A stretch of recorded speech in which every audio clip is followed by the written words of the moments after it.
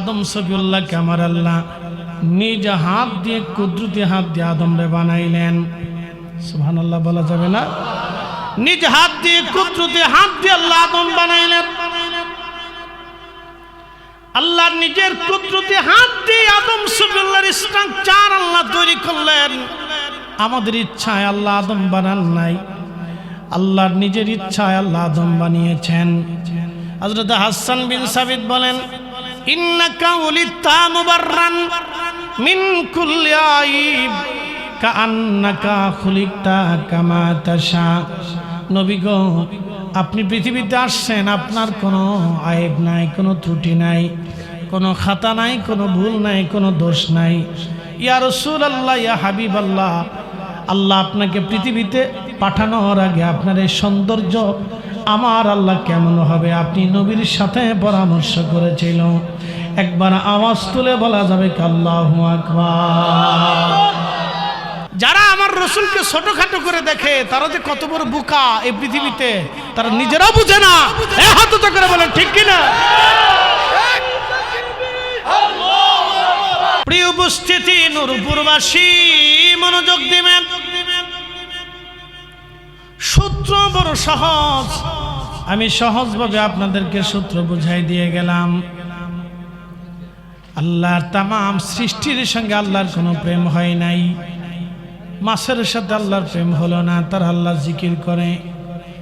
আলাম তারা আন্নাল্লাহা ইয়াসজুদু লাহু মান ফিস সামাওয়াতি ওয়া মান ফিল আরদ। রব্বুল আলামিন বললেন, হুজুর আপনি কি লক্ষ্য করেন নাই সৃষ্টির মধ্যে এমন কোন জীবন নাই, সৃষ্টির মধ্যে এমন কিছু নাই যে আমি আল্লাহকে সিজদা না দেয়। আন্নাল্লাহা ইয়াসজুদু লাহু মান ফিস সামাওয়াতি ওয়া মান ফিল আরদ। तमाम সৃষ্টির মধ্যে যা কিছু আছে ভূমণ্ডল নবমণ্ডলে আমি আল্লাহকে সিজদা দেয়। الشمس والقمر والنجوم والجبال والشجر والدواب وكثير من الناس।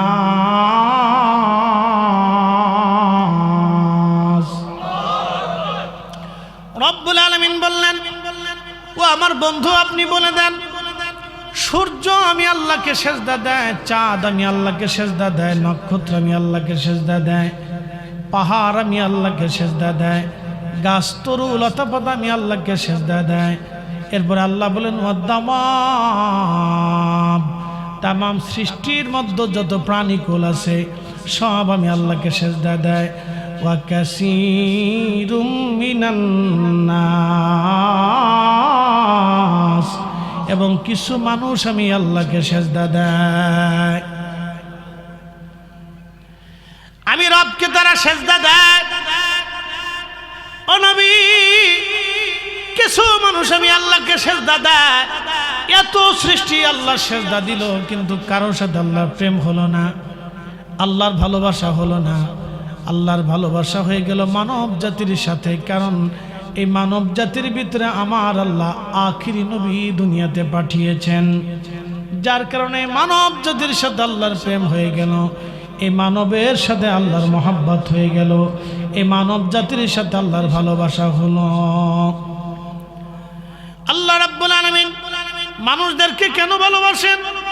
গাছের কিন্তু আল্লাহ নেগেটিভ পজিটিভ দেন নাই, আল্লাহ মাছের নেগেটিভ পজিটিভ দেন নাই, আল্লাহ গরু ছাগলের নেগেটিভ পজিটিভ দেন নাই, আল্লাহ কোনো জাতিকে নেগেটিভ পজিটিভ দেন নাই, আল্লাহ ফেরেশতাদেরকে নেগেটিভ পজিটিভ দেন নাই। আল্লাহ শুধু পজিটিভ দিয়ে রাখছেন, নেগেটিভ আল্লাহ দেন নাই। কিন্তু মানুষকে আল্লাহ কাম দিয়েছেন, ক্রোধ দিয়েছেন, লোভ দিয়েছেন, মোহ, কামনা, বাসনা, রিয়া, আশা, আকাঙ্ক্ষা, যাতনা, দুঃখ, বেদনা, মায়া, ক্ষুধা, যন্ত্রণা, এবং এরপরে একটা শয়তান মানুষের পিছনে লেগে আছে।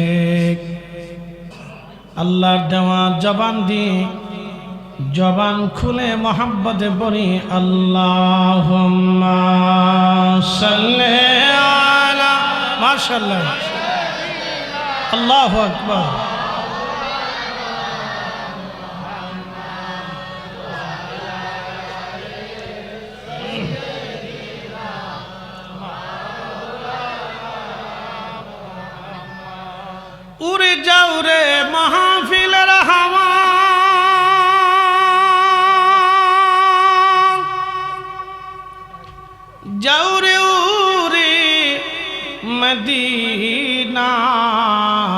মদিনায় আমাদের দরুদ পৌঁছে দিও নূর নবীজির পাক রওজায় আল্লাহুম্মা সাল্লি আলা সাইয়্যিদিনা মাওলানা আলা আলি সাইয়্যিদিনা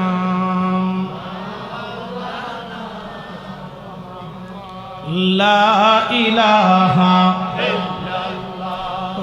لا إله لا إله حسبي ربي جل الله ما في قلبي غيره نور محمد بولي نور محمد قولي لا إله إلا الله لا إله لا إله إلا الله محمد رسول الله صلى الله عليه وسلم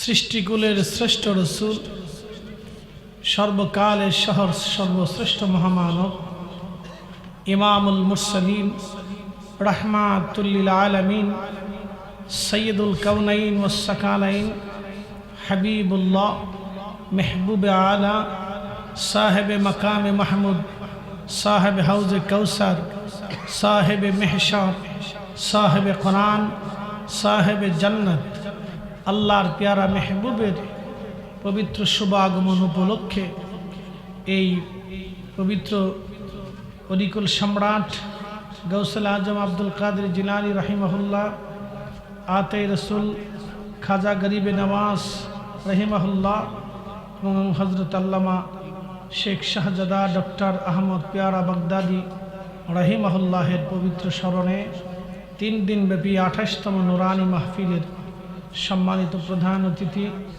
বিশিষ্ট ইসলামিক চিন্তাবিদ হজরতুল্লাহ হাজুল্লামা শেখ শাহজাদা ডক্টর আহমদ পেয়ারা বাগদাদি আল কাদরি রহিমাহুল্লাহের সুযোগ্য আওলাদ এবং তিনার খলিফা হজরত শেখ শাহজাদা সৈয়দ গোলাম মোহাম্মদ আব্দুল কাদের কৌকব আল কাদরি সাহেব মদ্দাজিল্লাহুল আলী সম্মানিত সভাপতি হাজি মোহাম্মদ বেলাল হোসেন বেলাল সওদাগর সাহেব জনাব মোহাম্মদ জাকির হোসেন সওদাগর সাহেব সহ আলহাজ মোহাম্মদ তাবারকুল্লাহ হাজি মনিরুজ্জামান এবং হাজি মোহাম্মদ আব্দুল মান্নান সাহেব সহ উপস্থিত সকল অতিথিবৃন্দ নাম জানা অজানা আমন্ত্রিত সম্মানিত ওলামা ইকরাম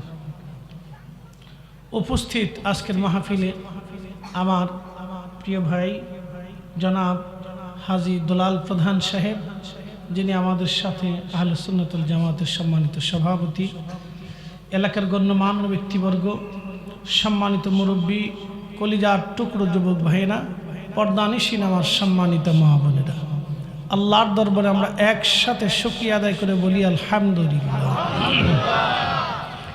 এই এলাকার বহু মানুষ থেকে আল্লাহ যাচাই করে পছন্দ করে আল্লাহ আমাদেরকে তার মেহমান বানিয়েছেন।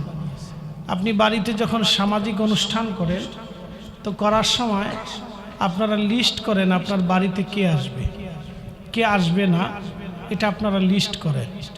কিন্তু আল্লাহর মেহমান কে হবে সেটা আল্লাহর দরবারে ফয়সালা হয়ে গেছে। তো সেই জন্য আল্লাহ আজকে এই মুহূর্তে আমাদেরকে যাদেরকে কবুল করেছে এবং আজকের মাহফিলে যারা আসবে যারা বসবে এটা আল্লাহর লিস্ট করা, আল্লাহর বরাদ্দ করা। আল্লাহ আমাদেরকে বড় দয়া করছেন, ইহসান করছেন। সেই জন্য আল্লাহর আসমানে আমরা একসাথে সকলে শুকরিয়া আদায় করে বলি আলহামদুলিল্লাহ। প্রিয় উপস্থিতি, প্রিয় হাজিরিন, খুব মনোযোগের সাথে শুনবে। আমি কোরআন শরীফ থেকে একটা আয়াতে কারিমা তেলাওয়াত করেছি, কামা আরসালনা ফীকুম, ওগো নবী আমি তাদের মধ্যে আপনাকে পাঠিয়েছি। রাসূলাম মিনকুম, আপনাকে রসুল করে পাঠিয়েছি। ইয়াতলু আলাইকুম আয়াতিনা, আপনি তাদেরকে আমার আয়াত সমূহ তেলাওয়াত করে শোনাবেন। এবং এই কোরআনের যত বিধিবিধান আছে, শরীয়ত, তরিকত, হাকিকত, মারিফতের সকল দিকগুলি আপনি আপনার উম্মতকে শিক্ষা প্রদান করবেন। এই কোরআন শরীফ হচ্ছে আল্লাহর কালাম, আল্লাহর পবিত্র জবান নিঃসৃত বাণী। এই কোরআন শরীফ, এই কোরআন এত দামি এবং ওজনওয়ালা, পৃথিবীতে আজ পর্যন্ত কোরআনের এই পবিত্র শব্দমালার কেউ ত্রুটি ধরতে পারে নাই। কিয়ামত পর্যন্ত কারো পক্ষে এই কোরআনের ত্রুটি ধরা কখনো সম্ভব হবে না। এই কোরআনের প্রত্যেকটা লাইন এবং পৃষ্ঠাতে আল্লাহ রাব্বুল আলামিন বড় চমৎকার করে আমাদেরকে শিক্ষা প্রদান করেছেন। আল্লাহ শিখিয়েছেন। এই কথাগুলির মধ্যে প্রথম থেকে শেষ পর্যন্ত আপনি কোনো তারতম্য পাবেন না, কোনো বিভেদ পাবেন না। আল্লাহ প্রতিনিয়ত ফয়সালা প্রদান করেছেন। রব্বুল আলামিন কিয়ামত পর্যন্ত মানুষ যাতে আল্লাহর আইনের প্রতি এবং তার রসুলের সুন্নাহের প্রতি মানুষ যেন সন্তুষ্ট থাকে, সেটা আল্লাহ এমনভাবে সাজিয়েছেন যে কিয়ামত পর্যন্ত নতুন করে আর কোনো আসমানি গ্রন্থের কোনো প্রয়োজন হবে না। বিধায় আল্লাহ এই কোরআনের সর্বদিকগুলি আমাদের জন্য একবারে নির্দিষ্ট করে দিয়েছেন এবং তার রসুল করিম সাল্লাল্লাহু আলাইহি সাল্লামের জীবন পদ্ধতিকে আল্লাহ রাব্বুল আলামিন এত সুন্দর করে সাজিয়েছেন যে কিয়ামত পর্যন্ত আর কোনো নবী পৃথিবীতে প্রয়োজন হবে না। এই জন্য আমাদের সারা পৃথিবীতে অসংখ্য মতের মানুষ আছে। যেমন সনাতন ধর্মে যারা আছে তারা একটা বিশ্বাস পালন করে, খ্রিস্টান ধর্মে যারা আছে তাদের একটা বিশ্বাস আছে, ইয়াহুদি ধর্মে যারা আছে তাদের একটা বিশ্বাস আছে, মাজুসি ধর্মে যারা আছে তাদের একটা বিশ্বাস আছে, এরপরে শিখ ধর্মে যারা আছে তাদের একটা বিশ্বাস আছে, বৌদ্ধ ধর্মের যারা আছে তাদের একটা বিশ্বাস আছে, এরপরে আপনি যদি জৈন ধর্ম দেখেন তাদের একটা বিশ্বাস আছে, পৃথিবীতে নাস্তিক যারা আছে তাদের একটা বিশ্বাস আছে, মুসলিম যারা তাদের একটা বিশ্বাস আছে।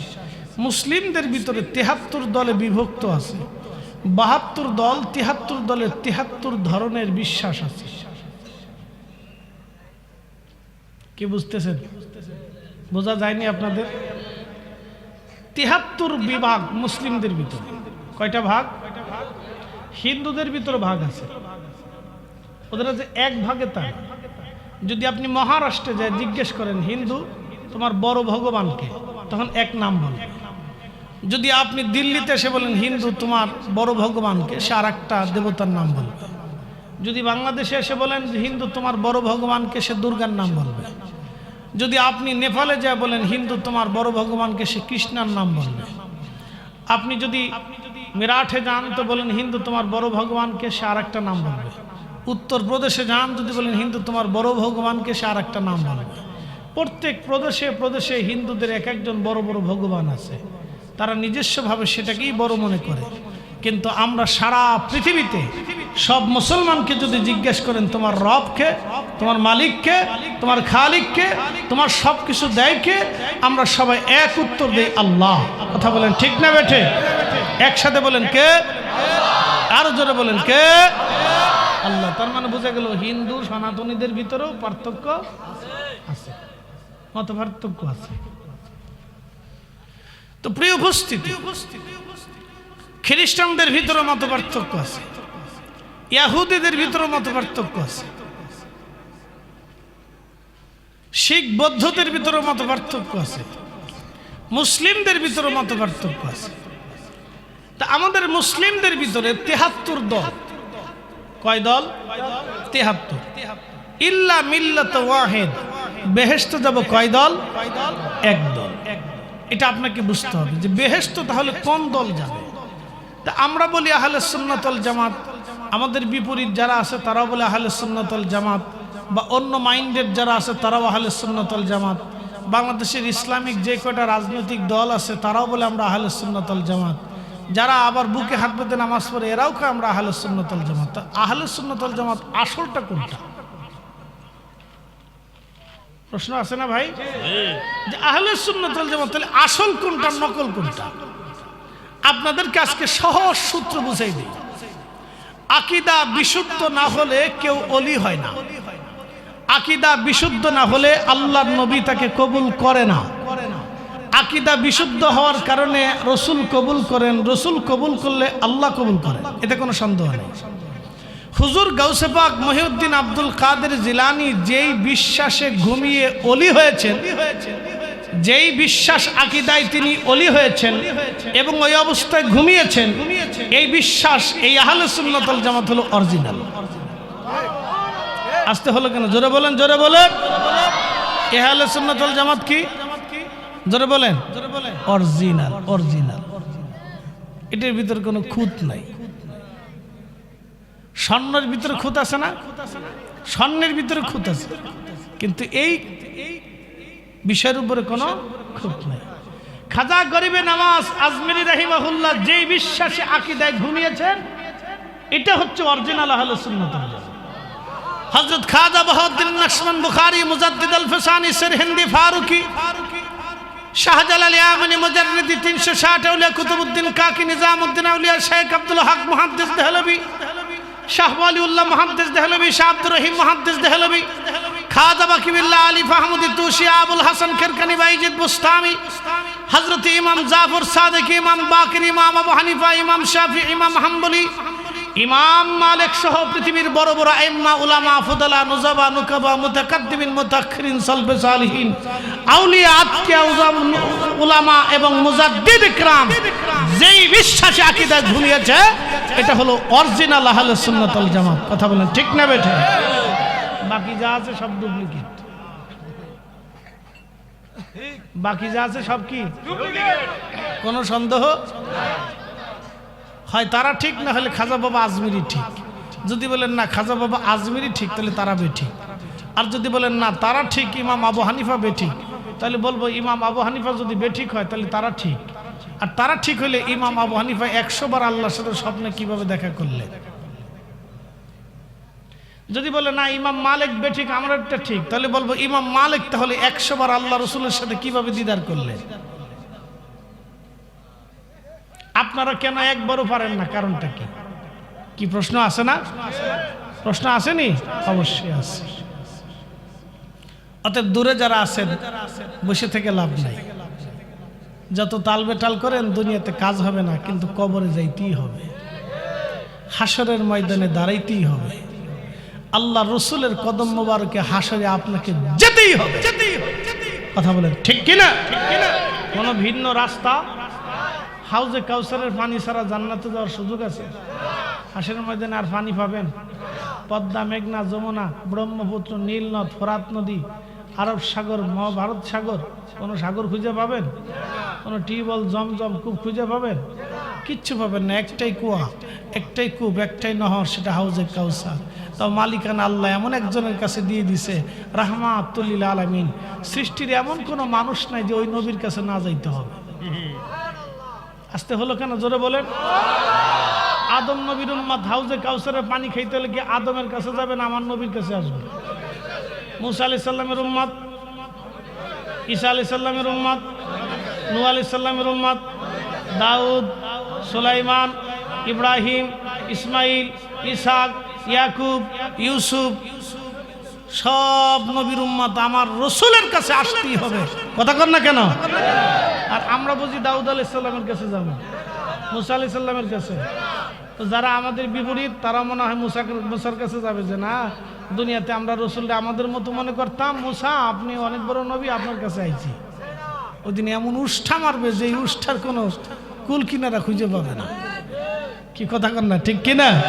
তাহলে বোঝা গেল রসুলের কদম ছাড়া উম্মতের কোনো রাস্তা সোজা হিসাব। এই হিসাবটাকে যারা সহজ করে বুঝতে চায় না, মনে রাখেন হাসর কায়েম হবে। আল্লাহ যাহা বলেছে এই কোরআনে, এক চুলও ডান হবে না, বাম হবে না, সামনে হবে না, পিছে হবে না। ইন্না আতাইনাকাল কাউসার, নবী গো আমি আপনাকে হাউজে কাউসার দিছি তো দিছি। কি কথা কর না কেন? দিছি তো দিছি। লা তাবদীল কালিমাতিল্লাহ, আমার কালামের কোনো পরিবর্তন নাই। আমি হাউজে কাউসার আপনাকে বরাদ্দ করছি তো করছি। একসাথে বলবেন আল্লাহু আকবার। বুঝতে কি কোনো অসুবিধা? 6 ঘন্টার ওয়াজ 10 মিনিটে সেরে ফেলছি। 6 ঘন্টার ওয়াজ 10 মিনিটে ছাড়ছি। আমার এই 10 মিনিট যদি কেউ বুঝে তাহলে জীবনও সে আহলে সুন্নাত ওয়াল জামাত থেকে দূরে যাবে না, যদি এই 10 মিনিট কেউ বুঝে।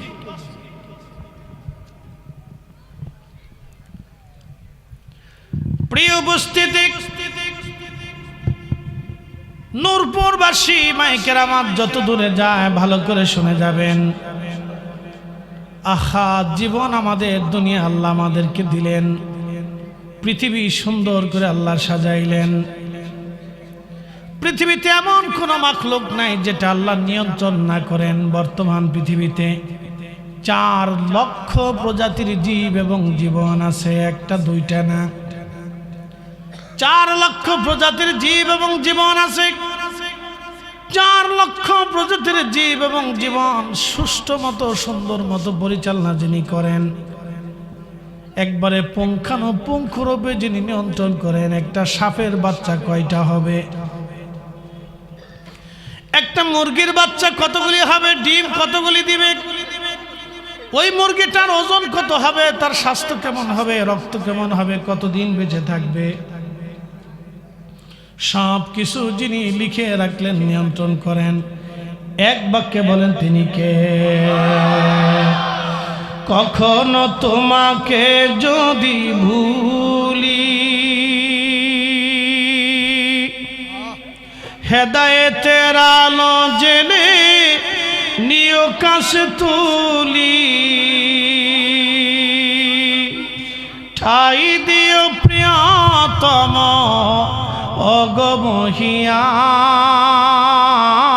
অগমহিয়ান, তুমি রহমান, তুমি মেহেরবান।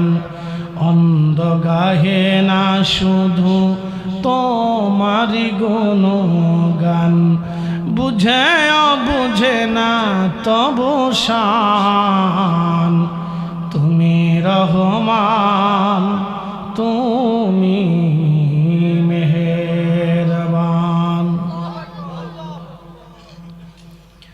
আমরা মায়ের রেহেমের মধ্যে ছিলাম।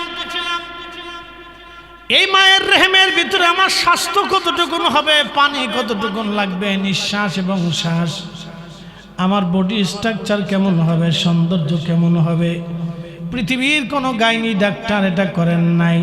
এটা যিনি সুন্দর করেন, যার ইচ্ছাই হলো, একসাথে বলেন তিনি কে? ফি আই সূরাতিন মা শাআ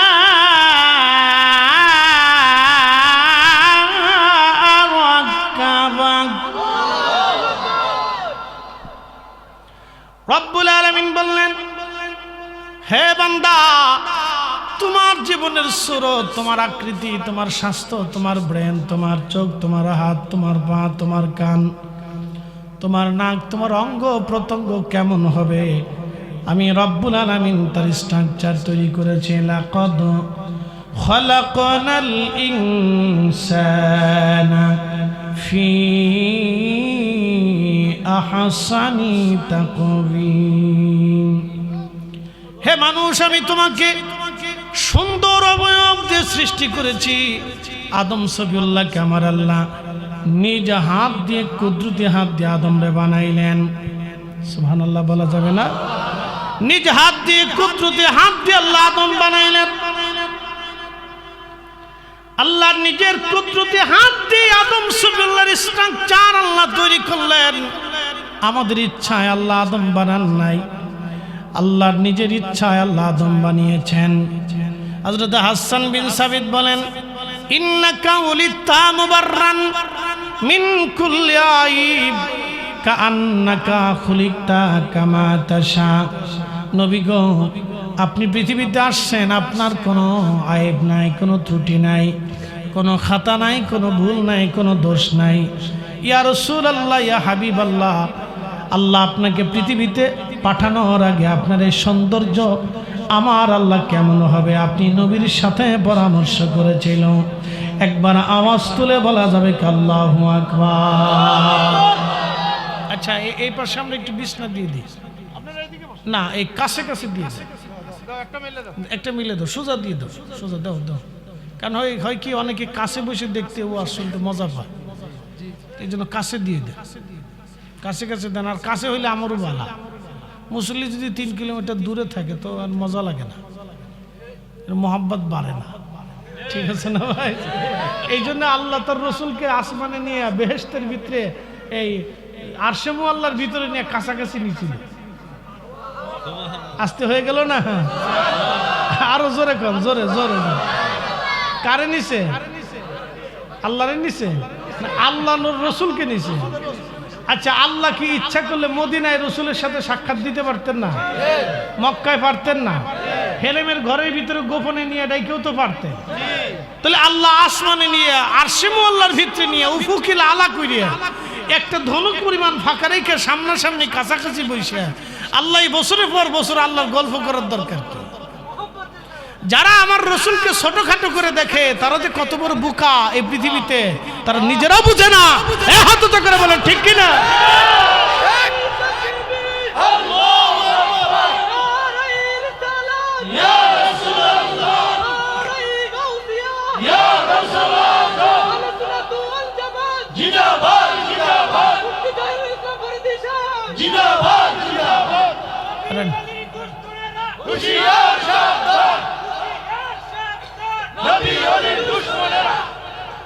মাশাআল্লাহ, বসেন।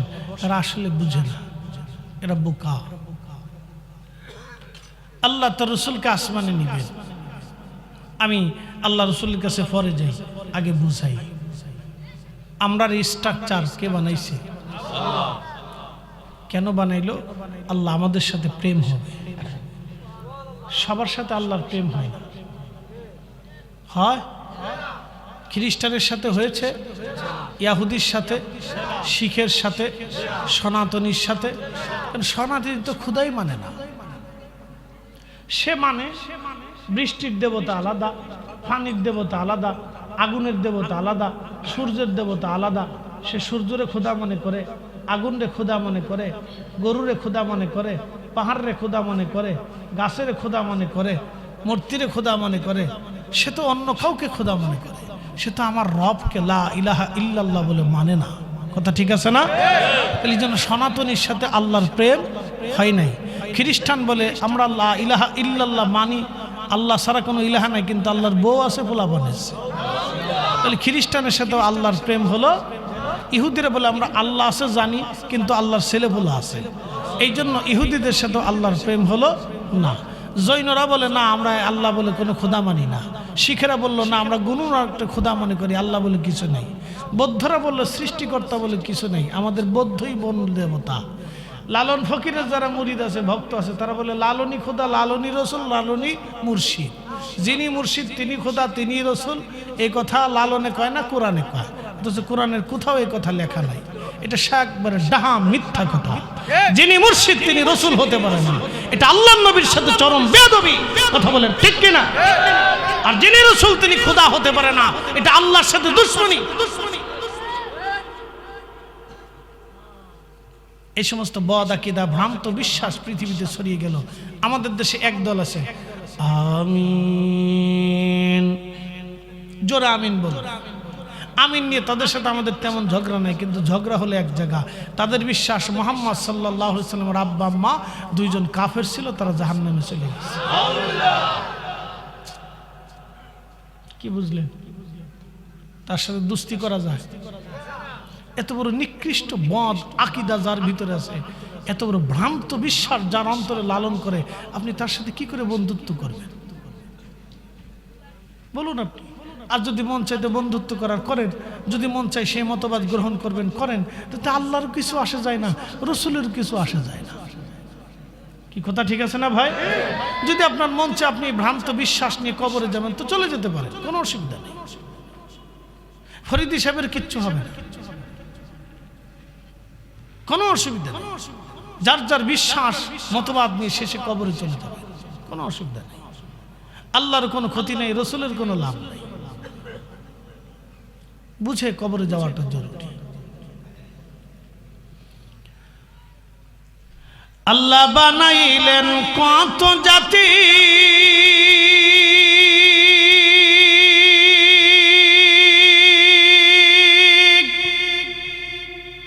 হইল না তোর প্রেম প্রীতি, ঠিক কিনা? অবশেষে মানুষ বানাই প্রেমের কারণে, প্রেমের ডোরি বান্ধরে মদিনার শনে, হায়রে প্রেমের ডোরি বান্ধরে মদিনার শনে। মানুষ বানাইছে আল্লাহ প্রেমের কারণে, আহা মানুষ বানাইছে আল্লাহ প্রেমের কারণে, প্রেমের ডোরি বান্ধরে মদিনার শনে।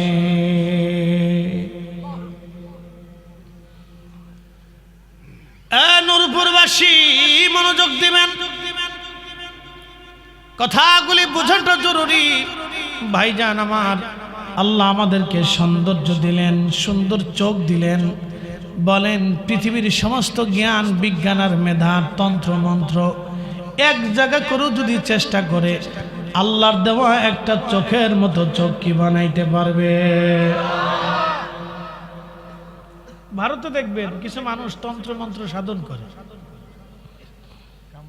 হ্যাঁ কামরূপ খামখানা কি ঘোড়ার ডিমে আছে, তারপরে আগো আছে উত্তরপ্রদেশ, দক্ষিণ প্রদেশে, মহারাষ্ট্রের নাগা সাধু।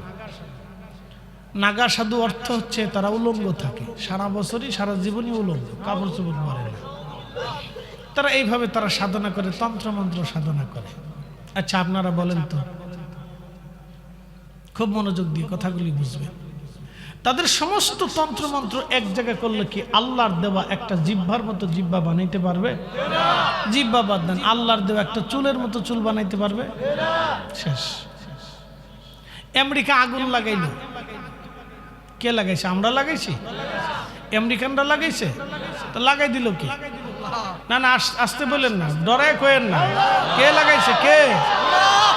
নিভাইতে দেয় না কে? তার চেষ্টা কি ত্রুটি করতেছে? তাদের দেশের সমস্ত শক্তি, অর্থাৎ পৃথিবীর একটা সুপ্রিম পাওয়ার, তার দেশের সমস্ত শক্তি দিয়ে চেষ্টা করেও আগুন নিয়ন্ত্রণ আনতে পারতেছে। তারপরে এক সাইডে বরফ পড়তেছে আর এক সাইডে আগুন জ্বলতেছে। একসাথে বলবেন আল্লাহু আকবার।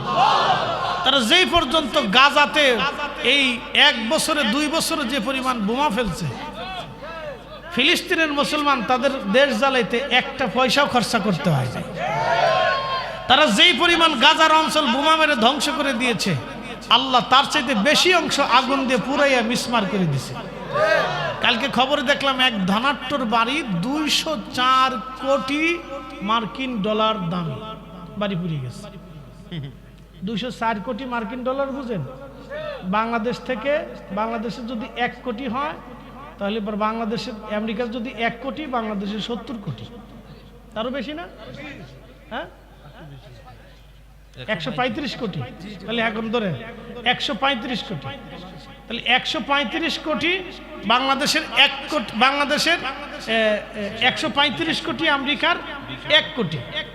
তাহলে 204 কোটি ডলারের মূল্যের একটা বাড়ি, বাংলাদেশের কত টাকার সমান একটা বাড়ি, প্রাসাদ সমান একটা বাড়ি পুড়ে সরকার হয়ে গেছে।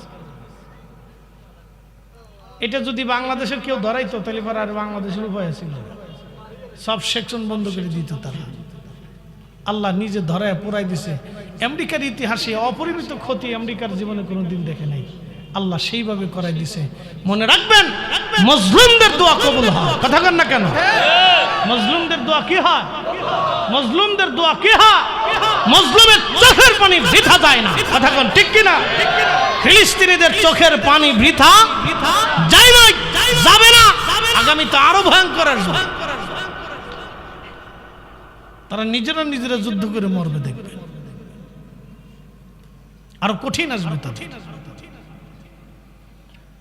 প্রিয় উপস্থিতি, এই কোরআনে রব্বুল আলামিন বললেন যাহারাল ফাসাদু ফিল বাররি ওয়াল বাহরি বিমা কাসাবাত আইদিল নাস।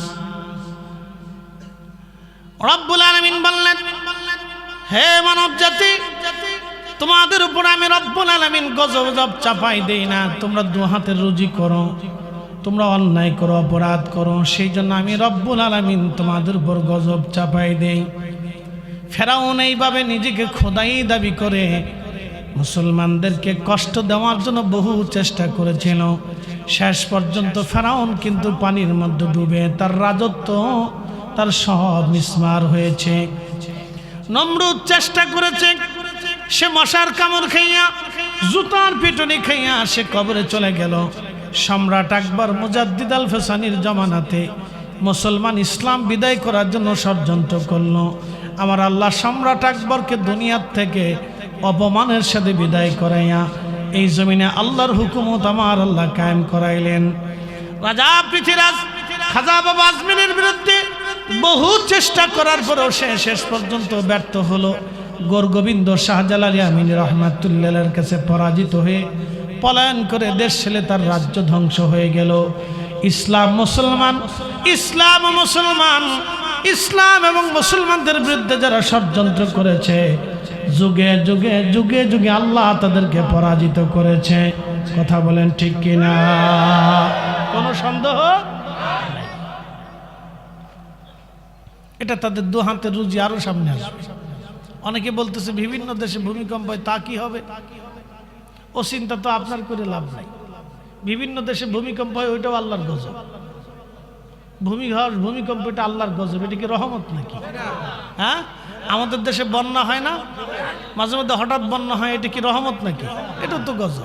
তা আপনারা যে বেশি ভালো তা তো না। বলে হুজুর কেমনে ভালো? এদেশের বহু ভাই তার বোনের জমি বুঝাই দেয় না, তাহলে বেটা ভালো হইলো কেন? কি কথা কন না কেন? বহু ভাই আছে বোনের জমি বুঝাই না। বাংলাদেশের এখনো বহু গ্রামে, হাজার হাজার গ্রাম, 364,000 গ্রামে এখনো সঠিক মতো বিচার সালিশ হয় না। পক্ষের টানে, দলের টানে, মতের টানে, বংশের টানে, আত্মীয়র টানে, শক্তির টানে, টাকার জোরে এখনো বিচার হয়। তাহলে আমরা কি ভালো নাকি? কি কথা কন না কেন? তা আমাদের উপরে আল্লাহ বন্যা দিব না, তুফান দিব না? তা আল্লাহকে আমরা ছেড়ে দিব নাকি? আল্লাহ বলছেন এটা তোমাদের দু হাতের রুজি, যারা করবা তারা পাবা। কি কথা ঠিক আছে না ভাই? যারা করবা তারা পাবা, এক কথাই শেষ। যারা করবা তারা পাবা।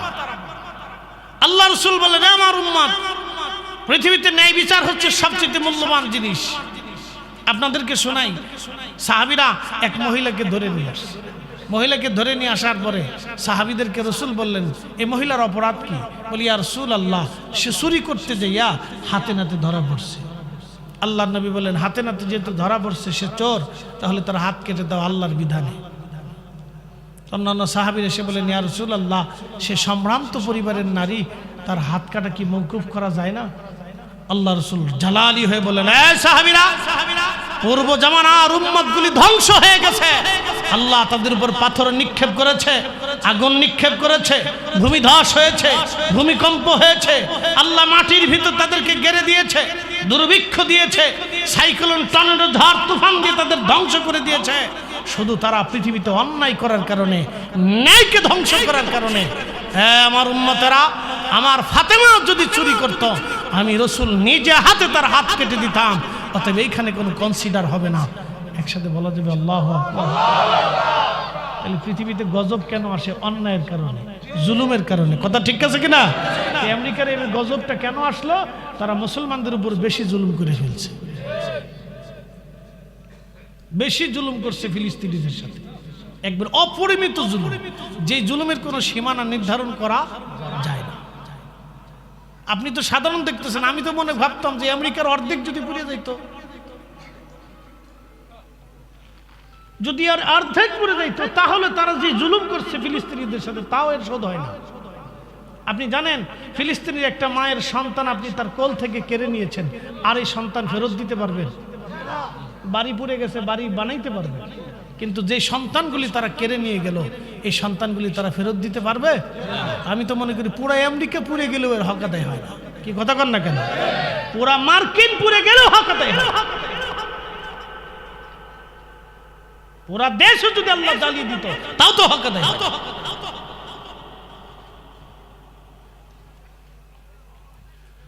প্রিয় উপস্থিতি, কিন্তু আল্লাহ দয়াবান, আল্লাহ মেহেরবান, আল্লাহ মাঝে মধ্যে বান্দাকে এরকম ভয়ভীতি দেখায় পরীক্ষা করে। আল্লাহ সুযোগ দিতেছে, তোমরা যদি জুলুম বন্ধ না করো তাহলে ভবিষ্যতে আরো কঠিন আসবে। কি কথা বলেন ঠিক কিনা? আল্লাহ সব পড়ায় দিলে দিতে পারত, কিন্তু আল্লাহ রসুল হাত তুলে দোয়া করে দিয়ে গেছেন, ইয়া রাব্বি আপনি সমূলে আমার উম্মতকে একেবারে ধ্বংস করে দিবেন না। আল্লাহ আল্লাহ আমার উম্মতকে সমূলে আপনি ধ্বংস করে দিবেন না। ইয়া রব আপনি আমার উম্মতকে সমূলে ধ্বংস করবেন না। আল্লাহ নবীর এই দোয়াকে কবুল করে নিয়ে আল্লাহ বলেন, হ্যাঁ হাবিব আমি ওয়াদা করলাম সমূলে একেবারে আপনার উম্মত আমি ধ্বংস করে দেব না। আরে তোর এটা খালি চলে যায় বামে, বুঝলাম একটু বেশি করে ফেসে দাও তো ভাই। না ও ফেসাচ্ছে কিন্তু কাজ হচ্ছে না। আচ্ছা অসুবিধা নেই, দাও একটু টাইট দিয়ে দাও, আর একটু ফেসো। হ্যাঁ একবার গুড়াত ফেসো, গুড়াত। আর নিচে ফেসে লাভ নাই তো, তুমি জায়গা মতো ফেসো। হ্যাঁ ওই তো হয়তো এইবার না হয়েছে, এবার হইব জায়গা মতো। কি হইল আবার?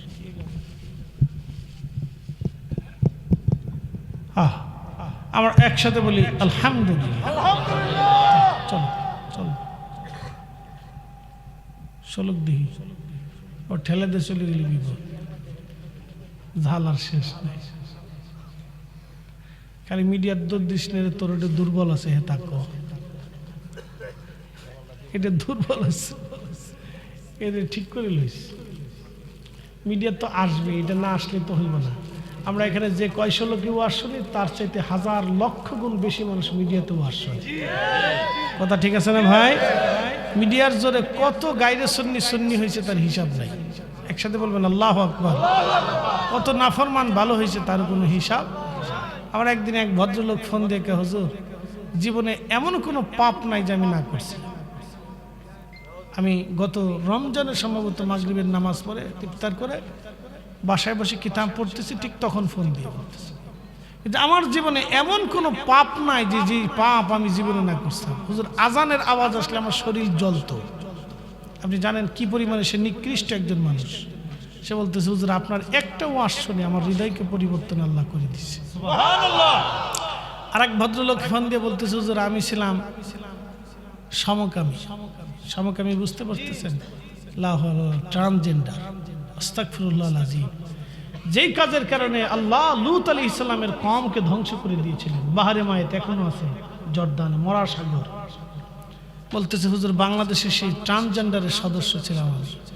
আপনার ওয়াজ শুনতে শুনতে আমার দিল পরিবর্তন হয়েছে, আমি ফিরে আসছি হুজুর, আল্লাহ আমার জাহান্নাম থেকে বাঁচাইছে। তো ওয়াজ শোনাটার দরকার। বহু মহিলারা শাশুড়ির সাথে ঝগড়া করতো, ওয়াজ শুনে ভুল বুঝছে। এক ভদ্র মহিলা একদিন ফোন দিয়ে বলতেছে, হুজুর ভুল করে ফেলছে আমি, আপনার ওয়াজ শুনে আমার চেঞ্জ আসছে। মানে কি হয়েছে? শাশুড়ির থেকে আমি আমার স্বামীরে জুদা করে 12 বছর আগে নিয়ে আসছি, এখন আমি কি করব? বুঝতে পারছেন? 12 বছর আগে আমি আমার স্বামীকে নিয়ে আসছি আমার শাশুড়ির কাছ থেকে। বলে, আম্মা যে আপনি কত বড় ভুল করছেন জানেন? তার একটা সন্তানকে তার কলিজার থেকে ছিনিয়ে নিয়ে আসছেন। মায়ের কোল থেকে সন্তানকে আপনি নিয়ে আসছেন, আপনার কারণে সে মা থেকে জুদা হয়েছে। আমি বললাম যে আপনি ফিরে চলে যান, মুরব্বীর কাছে মাপ চাইতে থাকেন, কি করবেন? আর ওয়াজ শুনতে শুনতে মানুষের দিল পরিবর্তন হয়। আমরা করি না, করে কে? ওয়াজ শোনার দরকার, এই মাহফিল হওয়ার দরকার। এই মাহফিল আজ 28তম চলতেছে, বাকি 2 বছর গেলে 30 বছর হবে। 30 বছরে লক্ষ লক্ষ মানুষ এই মাহফিল শোনার কারণে এখনো দিন সুন্নিয়ত বুঝে। কথা বলেন ঠিক কিনা? মাহফিল প্রয়োজন। যারা মাহফিলের বিরোধিতা করে, আমি মনে করি আল্লাহর বিরোধিতা করে, আল্লাহ রসুলের বিরোধিতা করে। আর দ্বীনুন নসিহা, দিন নসিহতের উপর জিন্দা। আপনি এদেশের সব সুন্নি মাহফিল বন্ধ করে দেন, দেখবেন সুন্নিয়ত হারাই যাবে। সুন্নি কি মানুষ বুঝবে না। আপনি শানে রিসালাতের আলোচনা সারা বাংলাদেশ থেকে স্টপ করে দেন, রসুলের শান কি মানুষ বুঝবে না। বাংলাদেশের সব মাহফিল, সব তাফসীর, সব ঘরানার প্রোগ্রাম, সব ঘরানার ব্যক্তিদের প্রোগ্রাম, ইসালে সওয়া, পুরুষ মাহফিল, পীর মাশায়েখদের যাতায়াত আসা যাওয়া বন্ধ করে দেন। 5 বছর পরে দেখবেন যে এদেশের নারীরা জিন্সের প্যান্ট পরে, হাফ প্যান্ট পরে রাস্তা দিয়ে হাঁটতেছে। বুঝতে পারছেন? এই যে না দিন নসিহা, রাসূল বললেন দিন নসিহতের উপর নির্ভর করে। এই জন্য যত শুনবেন তত জানবেন, যত শুনবেন তত জানবেন, শুনবেন না জানবেন। এই জন্য শোনার দরকার, নসিহতের দরকার। প্রিয় উপস্থিতি, খুব মনোযোগ দিয়ে কথাগুলি শুনে যাবেন বাবাজি। আল্লাহ রাব্বুল আলামিন আমাদেরকে দুনিয়া দিলেন, সৌন্দর্য দিলেন, সুন্দর স্বাস্থ্য আল্লাহ আমাদেরকে দিলেন। আমাদের তকদির আল্লাহ লেখলেন, শুধু আমাদের না, তামাম সৃষ্টির সব কিছু আল্লাহ মানুষের জন্য সাজাইলেন। সূর্যের আলো দিলেন, আকাশের চাঁদ দিলেন, দিনের আলো দিলেন, রাত্রিবেলা অন্ধকার দিলেন। অন্ধকার কেন দিলেন? আপনি যদি না ঘুমান, একাধারে আপনি যদি 7 দিন পর্যন্ত ঘুমাইতে না পারেন, আপনি দেখবেন আপনি পাগল পাগল হয়ে গেছেন। ঘুম আল্লাহর নিয়ামত। 7 দিন পর্যন্ত যদি একাধারে ঘুমাইতে না পারেন, আপনি পাগল পাগল হয়ে যাবেন। হে নূরপুরবাসী, কথাগুলি শুনবেন, বাড়িতে যারা আছেন তারাও শুনে যান। আমাদেরকে অবশ্যই কবরে চলে যাব, আমরা অবশ্যই কবরে চলে যাব। এই কোরআনে আল্লাহ বললেন তোমরা অবশ্যই আমার কাছে আসবা।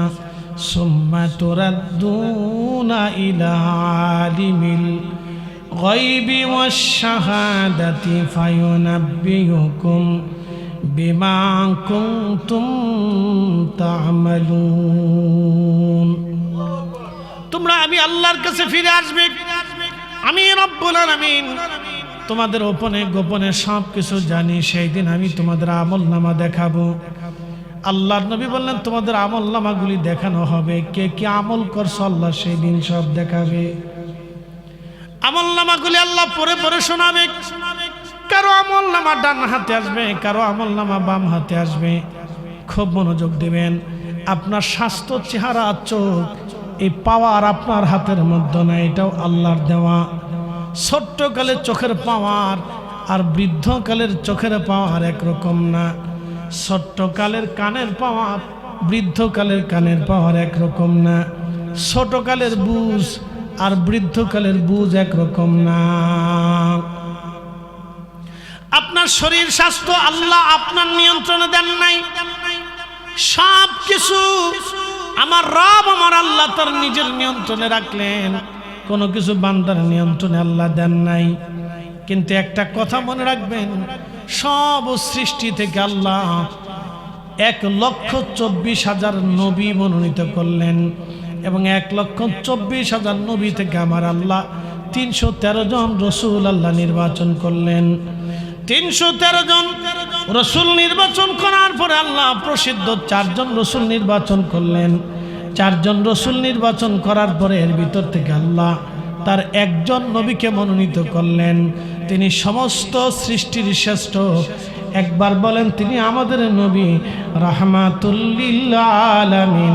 একবার জোরে বলা যাবে কি ইয়া রাসূলুল্লাহ। শ্রেষ্ঠ নবী দিলাম রে তরিয়ে নিতে রোজা সরে, পথ না ভুলি তাই তো দিলে পাক কোরআনের বাণী। খুদা তোমার মেহেরবানি। আমার দিকে তাকান, কথা শুনতেছি। এই কোরআনে আল্লাহ কি রসুলের দুরুদ বন্ধ করতে বলছে না সুদ বন্ধ করতে বলছে? জোরে বলেন তো, একসাথে বলেন, একসাথে বুঝাইতেছি, জোরে বলেন। এই কোরআনে কি আল্লাহ দোয়া বন্ধ করতে বলছে না সুদ বন্ধ করতে বলছে? আমাদের দেশে সুদ বন্ধ করলো কে? পারছে কেউ? বলেন। আমরা একজনের প্রধান বানাই রাখছি, তো উচিত কথা বললে তো চাকরি চলে যাবে না। কি কথা কর না কেন? উচিত কথা বললে চাকরি চলে যাবে না। খুব ভালো করে শুনে যান, ভালো করে বুঝে যান। আল্লাহ এই কোরআনে সুদ বন্ধ করতে বলছে, রসুলের দুরুদ সালাম বন্ধ করতে বলে নাই। বলেন এই কোরআনে আল্লাহ নবীর দুরুদ সালামকে চালু রাখতে বলছে, চালু করতে বলেছে।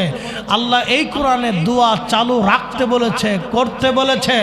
আল্লাহ এই কোরআনে তার কোরআনের তেলাওয়াত চালু রাখতে বলেছে, কোরআন খতম বন্ধ করতে বলে নাই। আল্লাহ এই কোরআনে মানুষের জন্য দোয়া চালু রাখতে বলেছে, বন্ধ করতে বলে নাই। এই কোরআনে আল্লাহ সুদ বন্ধ করতে বলেছে, এই কোরআনে আল্লাহ পতিতালয় বন্ধ করতে বলেছে, এই কোরআনে আল্লাহ জুলুম বন্ধ করতে বলেছে, এই কোরআনে আল্লাহ ঘুষ বন্ধ করতে বলেছে। আমরা সুদ ঘুষ আর পতিতালয় বন্ধ করতে পারি নাই। আমরা বন্ধ করতেছি দোয়া, আমরা বন্ধ করতে চাই নবীর মিলাদ দুরুদ সালাম, আমরা বন্ধ করতে চাচ্ছি ইয়াসিন সালে সওয়াব, আমরা বন্ধ করতে চাচ্ছি কোরআন খতম। যেটা বন্ধ করতে বলে নাই সেটা বন্ধ করার জন্য উঠে পড়ে লাগছি। যেটা বন্ধ করতে আল্লাহ নির্দেশ দিয়েছে সেটা বন্ধ করার নাম নাই। তার মানে বোঝা গেল সব বাহানা। কথা বলেন ঠিক না বেটা?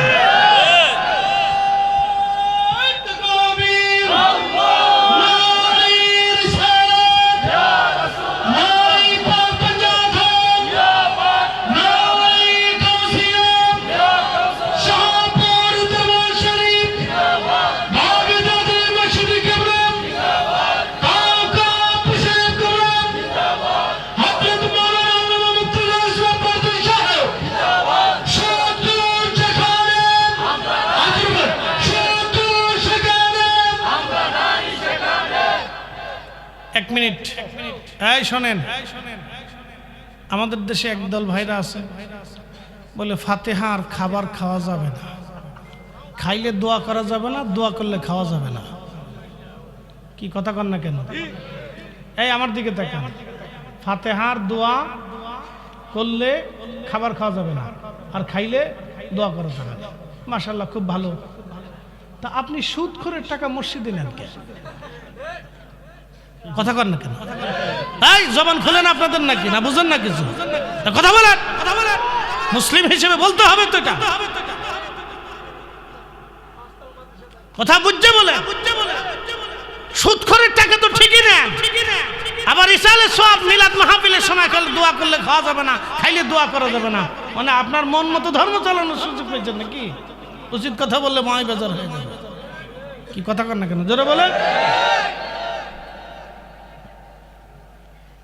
আবার বলে আমরা মিলাদ বলে চালু রাখছি, আমরা এই পেট মৌলবীরা পেট পূজা করার জন্য কিছু পয়সা করে আমরা দেয়, এর লেগে আমরা মিলাদ চালু রাখছি।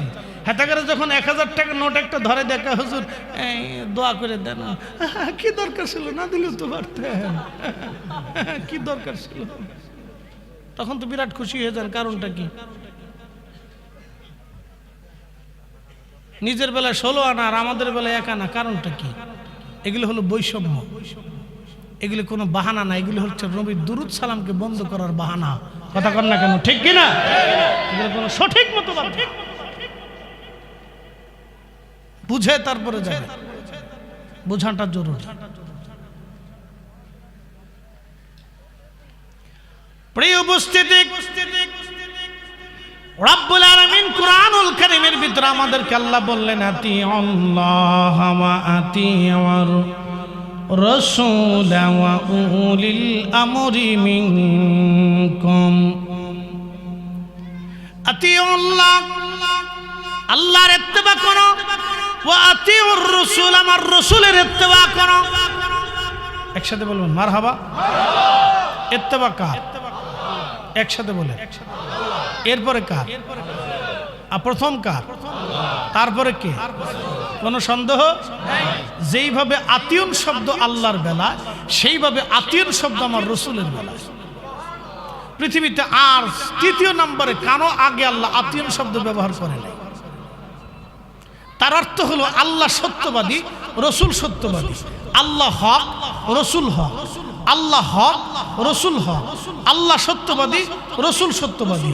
আল্লাহর আইন যেমন, নবীর আইনও তেমন। কথা ঠিক কিনা? লা ইলাহা ইল্লাল্লাহ, জোরে বলেন লা ইলাহা। জিকির কার? তারপরে মুহাম্মাদুর সাল্লাল্লাহু। এটা চলবে কি চলবে না? না বন্ধ হবে? চলবে কি চলবে না? না বন্ধ? তো যারা শিরিকের মাসালা দিল, আমাদের দেশে যারা শিরিকের মাসালা দিল তার অবস্থাটা কি? সেটা আমার মতো বিরাট বড় দাড়িওয়ালা, আমার মতোই জুব্বাওয়ালা, আমার মতোই কোরআন পড়নে বলা, আমার মতোই হাদিস পড়নে বলা। এখন আমরা যখন এই কথা বলবো তখন আমাদেরকে বলবো ওরা বেদাতি। কি কথা কান না কেন? আমাদেরকে কি বলে? বেদাতি। আমরা মাজার হুজুর, আমরা বেদাতি। ভাই উচিত কথায় মহাই বেজার, গরম ভাতে বিলাই বেজার, ডাইল ভাতে কুটুম বেজার।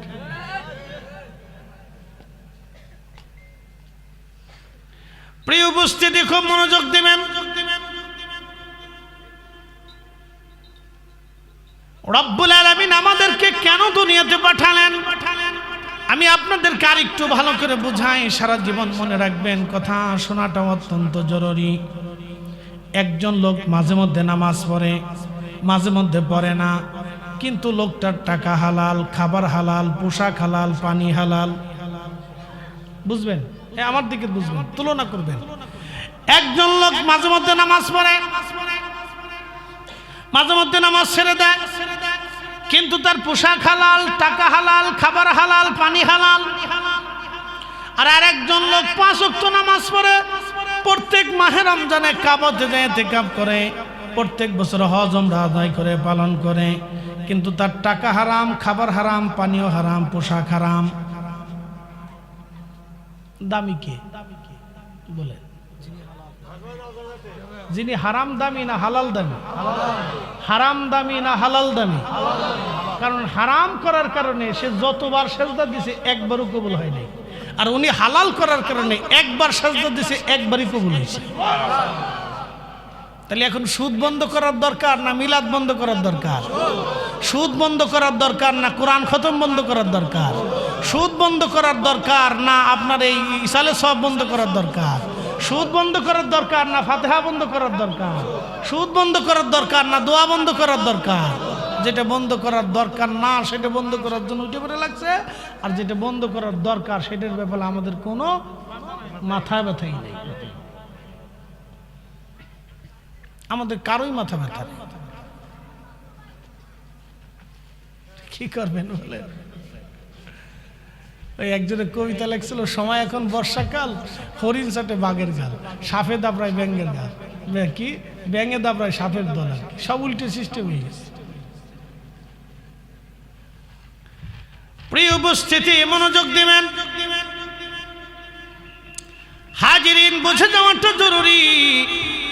রব্বুল আলামিন পৃথিবীতে আমাদেরকে পাঠাইলেন কেন? সৌন্দর্য আল্লাহ দিলেন কেন? কিসের জন্য এত সৌন্দর্য দিলেন?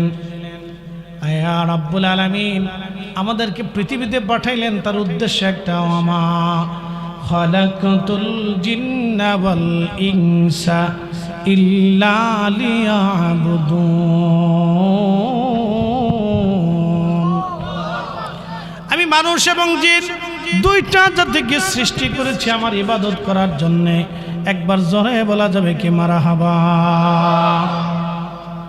মানুষ এবং জিন দুইটা জাতিকে পৃথিবীতে সৃষ্টি করলাম আমার গোলামি করবে, ভিন্ন কোনো উদ্দেশ্য নেই, শুধু আল্লাহর গোলামি। মানব এবং জিন দুইটা জাতি আল্লাহ বানাইলেন আল্লাহর সৃষ্টিতে গোলামি করার জন্য। আমাদের কাজ হচ্ছে পৃথিবীতে আল্লাহর গোলামি করে যাওয়া, আল্লাহর হুকুমগুলি নিজেদের জীবনে মেনে যাওয়া, এটাই আমাদের কাজ। ভিন্ন কোনো কাজ আল্লাহ আমাদেরকে দেন নাই। এই জন্য দুনিয়াতে বুদ্ধিমান যারা, তারা আল্লাহর গোলামি করে তারা কবরে যায়, যারা বুদ্ধিমান তারা আল্লাহর গোলামি করে যায়। বন্ধু, পৃথিবী থেকে আমরা অবশ্যই কবরে চলে যাব। এই পৃথিবীতে থাকার আমাদের কোনো আর সুযোগ নাই, অবশ্যই আমরা থাকবো না। বহু রাজা বাচ্চারা ছিল, তারা কবরে চলে গেছে। তাদের কবর আজ নিশ্চিহ্ন হয়ে গেছে। তাদের কবরে কুকুর পেশাব করে, তাদের কবরে ঘাস তরুলতা পাতা জন্ম হয়েছে, তাদের কবর নিশ্চিহ্ন হয়েছে। তারা যে রুমের মধ্যে থাকতো সেই রুমে এখন চামচিকা তেলা পোকা থাকে। কথা ঠিক আছে না ভাই? মাঝে মধ্যে জমিদার বাড়িতে যাবে, যাই দাঁড়ায় চিন্তা করবে না, হা যেই বাড়িতে কোলাহল ছিল, ঢুকার জন্য কতজন আগ্রহ হয়ে সামনের উপর দাঁড়িয়ে থাকতো, অনুমতি না হলে ঢুকতে পারতো না। আজকে এই বাড়ির ভিতরে ব্যাঙে দৌড়ায়, সাপে দৌড়ায়, কুত্তা দৌড়ায়, পেশাব করে, বাথরুম করে, পায়খানা করে। এটাই আল্লাহর বিচার। কথা বলেন ঠিক কিনা? ওই সমস্ত প্রাসাদগুলিতে একসময় জুলুম হতো, সেই জুলুমের কারণে আজকে প্রাসাদ নিশ্চিহ্ন হয়েছে, সব শেষ হয়ে গেছে, কিচ্ছু নাই।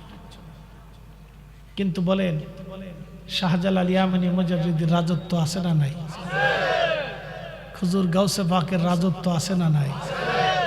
এই সাম্রাজ্য নাই, মুকুট নাই, আপনার কি বলে অর্থবিত্ত লাগে না, এমনিতে চলতেছে চলতেছে চলতেছে চলতেছে। কোটি কোটি কোটি কোটি মানুষ এখনো হুজুর গাউসে পাকের মহব্বত করে, দোয়ার ভিতরে হুজুর গাউসে পাকের নাম নেয়।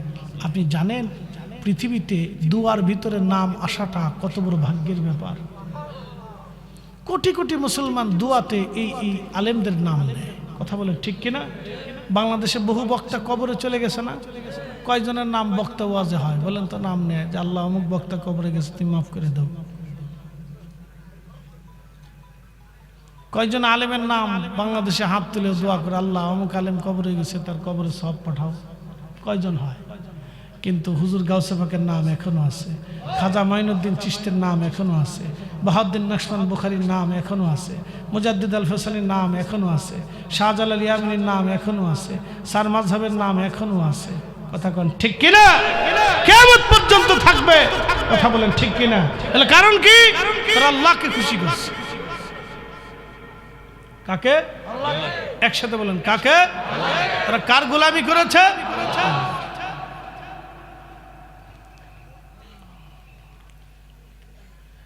এ নূরপুরবাসী মনোযোগ দিয়ে শুনে যাবেন।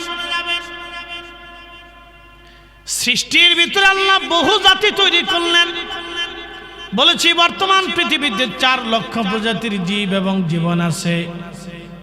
ব্যাঙ আল্লাহর জিকির করে, সাপ আল্লাহর জিকির করে, পশু পাখি আল্লাহর জিকির করে, গাছ তরুলতা পাতা আল্লাহর জিকির করে। সৃষ্টির মধ্যে এমন কোন প্রাণী নাই, সৃষ্টি নাই সে আল্লাহর জিকির না করে। আপনি যে মাটিটা দিয়ে ঢিলা করেন সেই মাটিটা আল্লাহর জিকির করে। এই জন্য ওই মাটিটাকে উচিত 1বার 2বার মাটিটাকে টুকা দেওয়া। ওই মাটি আল্লাহর জিকির করে, পাথর আল্লাহর জিকির করে। এই জাহান্নামের লাকড়ি হবে মানুষ আর পাথর, মানুষ এবং পাথর দিয়ে আল্লাহ জাহান্নামকে উত্তপ্ত করে রাখবেন। যখন এই কথা পাথর শুনলো, পাথর কান্না শুরু করে দিল। 1 আর 2 না, কোটি কোটি বছর ধরে পাথর কান্না করে। আপনার পাহাড়ের ভিতর থেকে বড় বড় ঝর্ণা দেখেন, আসলে এগুলি হচ্ছে পাথরের কান্না।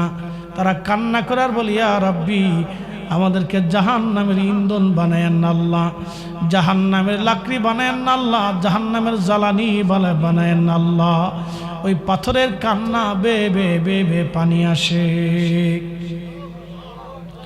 আল্লাহর ভয়ে একটা পাথর কাঁদে কিন্তু মানুষ কাঁদে না। কি কথা কন নাকি? ঠিক আছে না? আল্লাহর ভয়ে পাথর কাঁদে কিন্তু মানুষ কাঁদে না। আল্লাহর ভয়ে পাথর কাঁদে কিন্তু মানুষ কাঁদে না।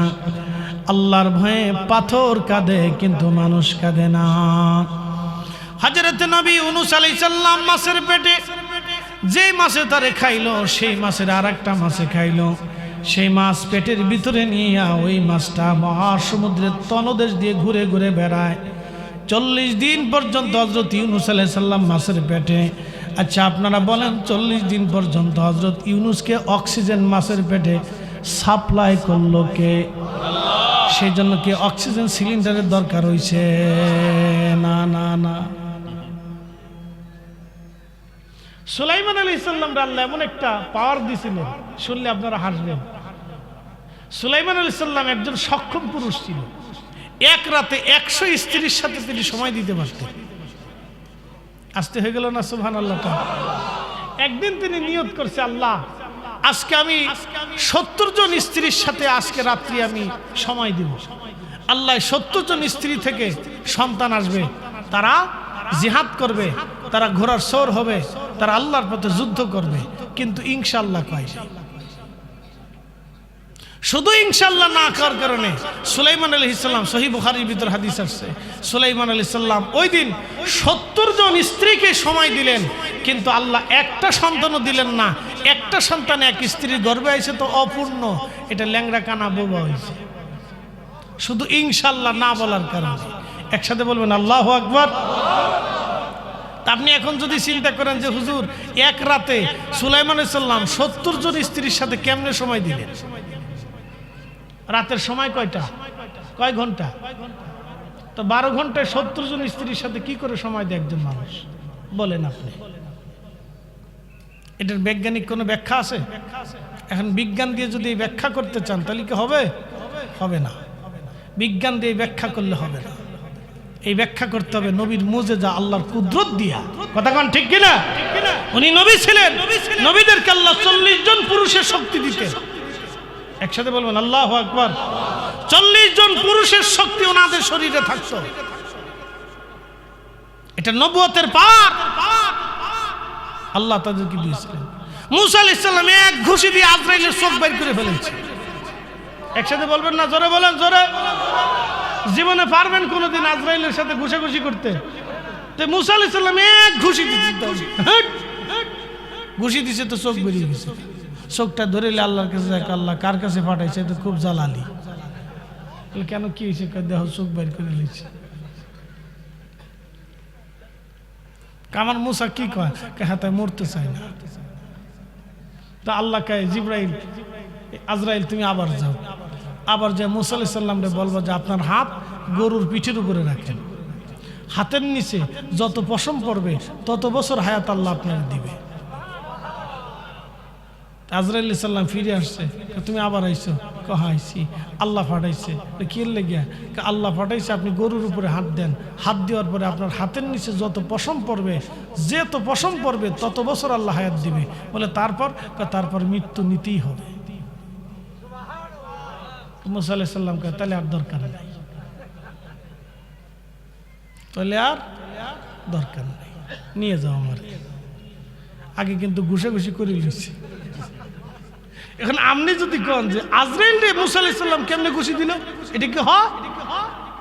এই কথা বললে চলবে না, কারণ তারা নবী। ওলিদেরকে আল্লাহ এরকম কিছু কারামত দিছে। একসাথে বলেন আল্লাহু আকবার। ওলিদেরকে কে কারামত দিছে? মোল্লা আলী কারি মাক্কি। মোল্লা আলী কারি মাক্কি 450 বছর আগে আন-নুজহাতুল খাতিরের মধ্যে লেখছেন, হুজুর গাউসে পাক রাহিমাহুল্লাহ মুরাকাবায় বসে লৌহে মাহফুজের পৃষ্ঠা দেখতে পারতেন। আসতে হয়ে গেল না? জোরে বলেন। হুজুর গাউসে পাক যদি মুরাকাবায় বসে পৃষ্ঠা দেখতে পারে, তাহলে আমার রাসূল মদিনায় বসে আজকের মাহফিল দেখে না? আমরা যখন বলি তখন আমরা হয়ে যাই বেদাতি। কথা ঠিক আছে না ভাই? আমরা কি হয়ে যাই? বেদাতি। তা আমরা হুজুর গাউসে পাকরে ভালোবাসবো না? ভালোবাসি কি সালমান শাহ রে, শাহরুখ খান রে, মেসি রে, নেইমার রে? যারা মেসি রে, নেইমার রে ভালোবাসেন তারা মেসি নেইমারের সাথে হাসন নাসন হবে, বুঝে তারপরে কবরে যায়। আর আমাদের হাসন নাসন হুজুর গাউসে পাকের সাথেই হবে। হ্যাঁ, একসাথে বলেন আল্লাহু আকবার। আর হাত উঁচু করে বলেন আল্লাহু আকবার।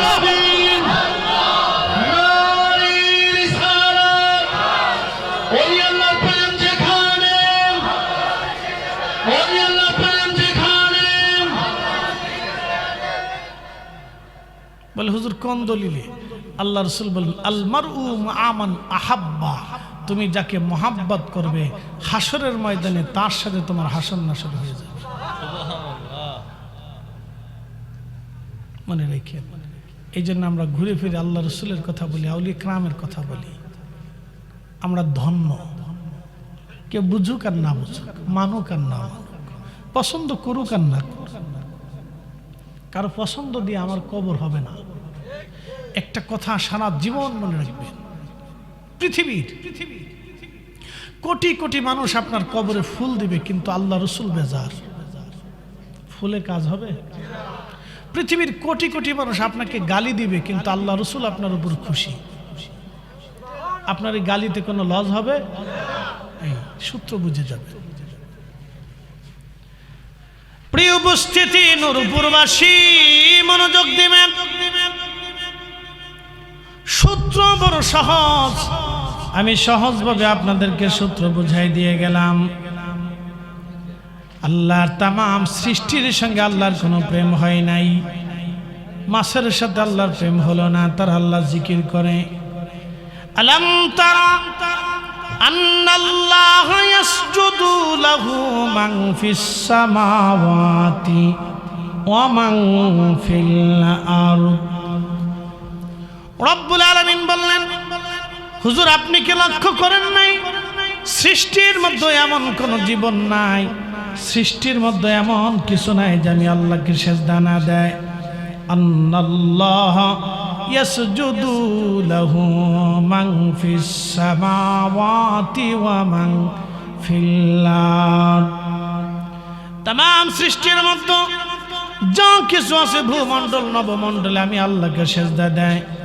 الشمس والقمر والنجوم والجبال والشجر والدواب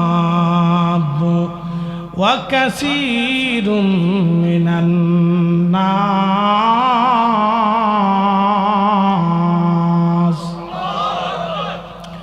رب العالمين বললেন, ও আমার বন্ধু আপনি বলে দেন, সূর্য আমি আল্লাহকে সিজদা দেয়, চাঁদ আমি আল্লাহকে সিজদা দেয়, নক্ষত্র আমি আল্লাহকে সিজদা দেয়, পাহাড় আমি আল্লাহকে সিজদা দেয়, গাছ তরু লতাপাতা আমি আল্লাহকে সিজদা দেয়। এরপরে আল্লাহ বলেন ওয়াদ্দামাব, তামাম সৃষ্টির মধ্যে যত প্রাণীকুল আছে সব আমি আল্লাহকে সিজদা দেয়। ওয়া কাসীরুম মিনান নাস, এবং কিছু মানুষ আমি আল্লাহকে সিজদা দেয়। আমি রবকে তারা সিজদা দেয়। ও নবী, কিছু মানুষ আমি আল্লাহকে সিজদা দেয়। এত সৃষ্টি আল্লাহ সিজদা দিল, কিন্তু কারোর সাথে আল্লাহর প্রেম হলো না, আল্লাহর ভালোবাসা হলো না।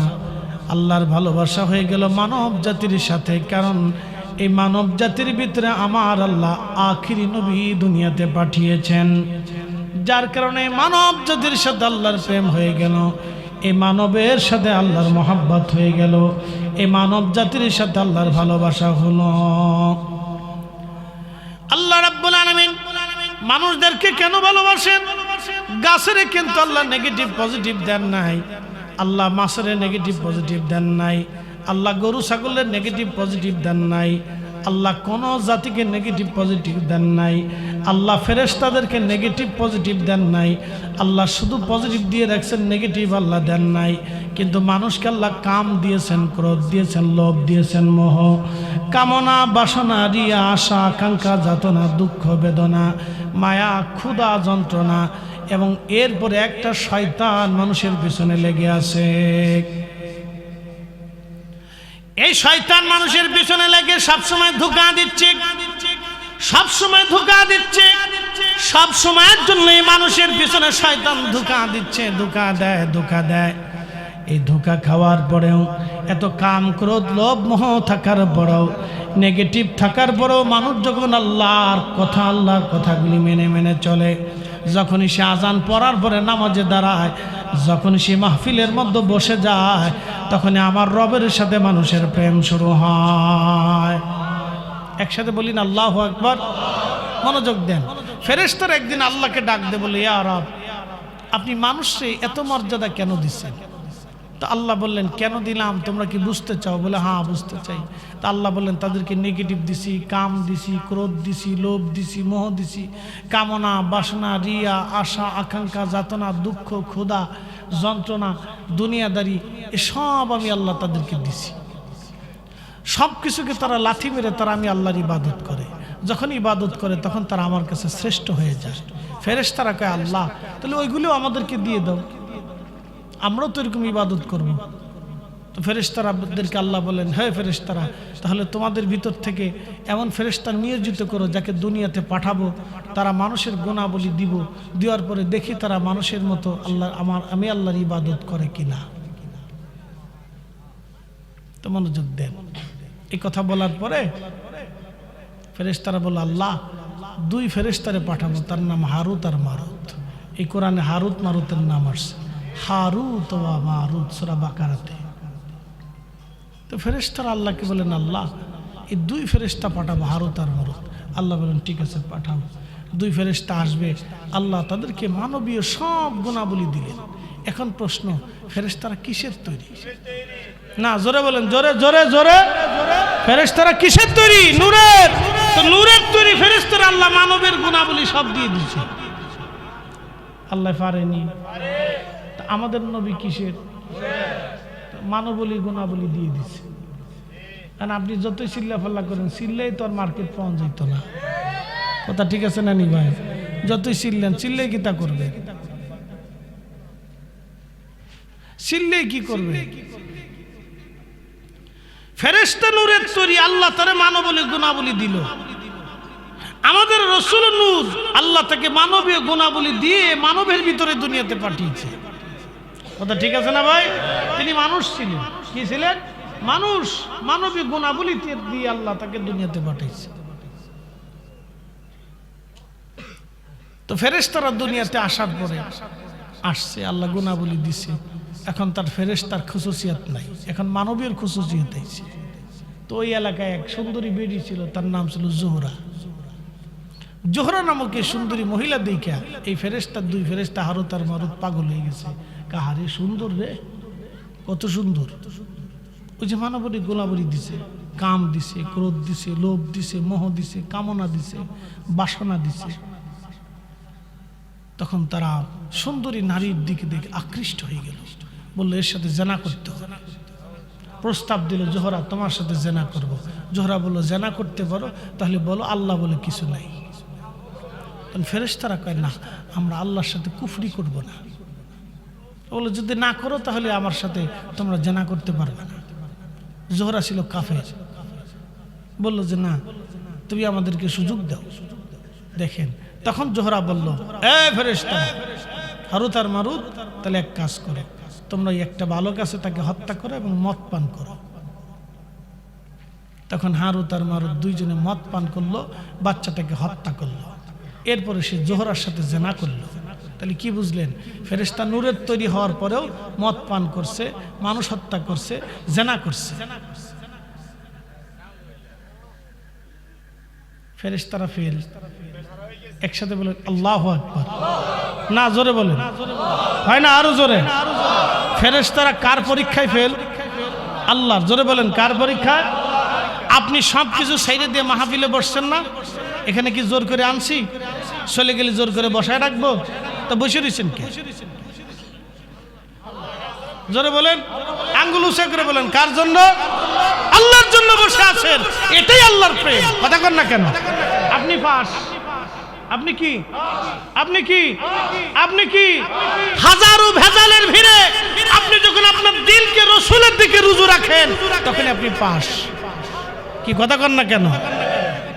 হাজারো ভেজালের ভিড়ে যখন আপনার দিলকে আল্লাহ রাসূলের দিকে রুজু রাখেন, তখন আপনি পাস, পাস, পাস। وَلَنَبْلُوَنَّكُمْ بِشَيْءٍ مِّنَ الْخَوْفِ وَالْجُوعِ وَنَقْصٍ مِّنَ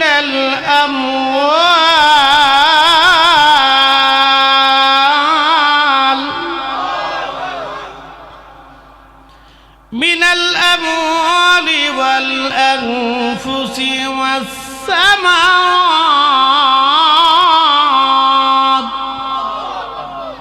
وَبَشِّرِ الصَّابِرِينَ।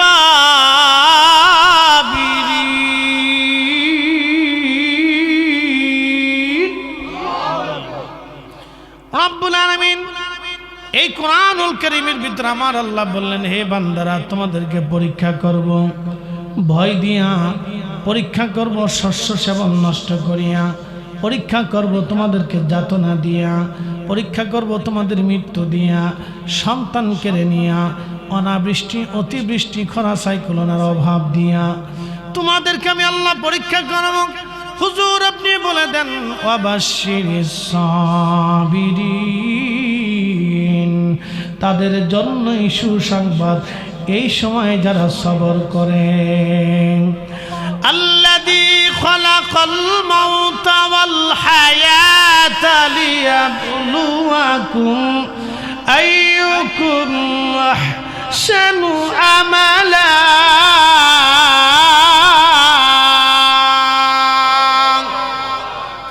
রব্বুল আলামিন বললেন আমি তোমাদের মৃত্যু সৃষ্টি করলাম, তোমাদের জীবন সৃষ্টি করলাম। এই জিন্দেগি আল্লাহর সৃষ্টি, এই মরণ আল্লাহর সৃষ্টি। সৃষ্টি কেন করলাম? তোমাদেরকে পরীক্ষা করব। পরীক্ষা পরীক্ষা পরীক্ষা পরীক্ষা পরীক্ষা পরীক্ষা পরীক্ষা। কে রসুলের পক্ষে, কে নবীর বিরুদ্ধে পরীক্ষা? কি কথা কর না কেন? আমরা পাস, আমরা কি মরলেও রসুলের পক্ষে। জোরে বলেন, মরলেও রসুলের, বাঁচলেও রসুলের, কেউ থাকলেও না থাকলেও, খাইতে দিলেও না দিলেও। সহজ না কঠিন? সূত্র সহজ, একেবারেই সহজ। আল্লাহ বলেন লিয়াবলুয়াকুম লিয়াবলুয়াকুম লিয়াবলুয়াকুম আইয়ুকুম আহসানু আমালা।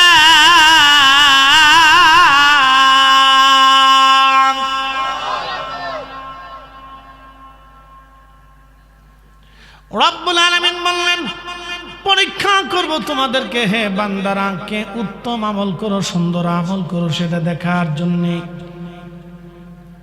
এখন উত্তম আমল, সুন্দর আমল যদি আপনাকে পেতে হয়, আল্লাহর রসুলের তরিকায় উত্তম আমল, সুন্দর আমল হবে। কথা বলেন ঠিক কিনা? নবীর সুন্নতের চাইতে উত্তম আমল আর কিছু নাই। রসুলের সুন্নতের আমলের চাইতে উত্তম আমল আর কিছু নাই। আল্লাহু আকবার। এই উত্তম আমল নবীর তরিকায় যারা আমল করবে তারা উত্তম আমল, উত্তম আমল, উত্তম আমল। বন্ধু খুব মনোযোগ দিবেন। বলছিলাম সারা পৃথিবীতে ভ্রান্ত বিশ্বাস, ভ্রান্ত মতবাদ। এই কোটি কোটি ভ্রান্ত মতবাদের ভিতরে আল্লাহ আমাদেরকে মুসলমান বানাইলেন। শুধু মুসলমান বানান নাই, আল্লাহ আখিরি নবীর উম্মত আল্লাহ আমরারে বানাইলেন। ফেরেশতারা পর্যন্ত মানব জাতির কাছে পরীক্ষায় ফেল করল। সমস্ত সৃষ্টির সাথে আল্লাহর প্রেম হলো না। একটা কথা মনে রাখবেন, আল্লাহ জিন বানিয়েছিলেন। এই নূরপুরের মধ্যে এক সময় মানুষের কোনো বসতি ছিল না। এই অঞ্চলে আগে রহিমানগরে, কসুয়া, এই যে বরুড়া, আশেপাশে কুমিল্লা থেকে শুরু করে সারা পৃথিবীতে জিনদের বসবাস ছিল। জিনদের বাড়ি ছিল, রাস্তা ছিল, ঘাট ছিল, চলাচল ছিল, দোকান ছিল, ব্যবসা ছিল, লেনদেন ছিল, রাজত্ব ছিল, রাজা ছিল, বাচ্চা ছিল, জিনদের সব ছিল। মানব জাতির কোনো অস্তিত্ব পৃথিবীতে ছিল না। ছিল নাই? ছিল না, শুধু জিন ছিল।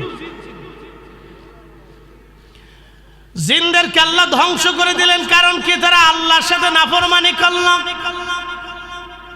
খোদার সাথে নাফরমানি করার জন্য আল্লাহ জিন জাতি ধ্বংস করে দিলেন। সমস্ত জিন ধ্বংস করে দিলেন। আর আল্লাহ মানব জাতি দুনিয়াতে পাঠাইলেন। আদম সফিউল্লাহকে দিয়ে আল্লাহ মানব জাতির সূচনা শুরু হইল। জিনদের মধ্যে খাজা বাবা আজমিরি নাই, জিনদের মধ্যে হুজুর গাউসে পাক নাই, জিনদের ভিতরে মহিউদ্দিন আব্দুল কাদের জিলানি নাই, জিনদের মধ্যে দাতা বংশবক্স নাই, জিনদের মধ্যে কুতুবুদ্দিন কাকি নাই, জিনদের মধ্যে নিজামুদ্দিন আউলিয়া নাই, জিনদের মধ্যে ইমাম শাফি নাই, জিনদের মধ্যে ইমাম মালিক নাই, জিনদের মধ্যে ইমাম আজম নাই, জিনদের মধ্যে আবু বকর, ওমর, উসমান, আলী, তালহা, জুবাইর নাই, জিনদের মধ্যে বড় বড় বুজুর্গ জিনদের মধ্যে নাই। সমস্ত আল্লাহওয়ালা নবী প্রেমিক সব মানুষের ভিতরে মানুষ। মানুষ আল্লাহ বানাইলেন কত জাতি,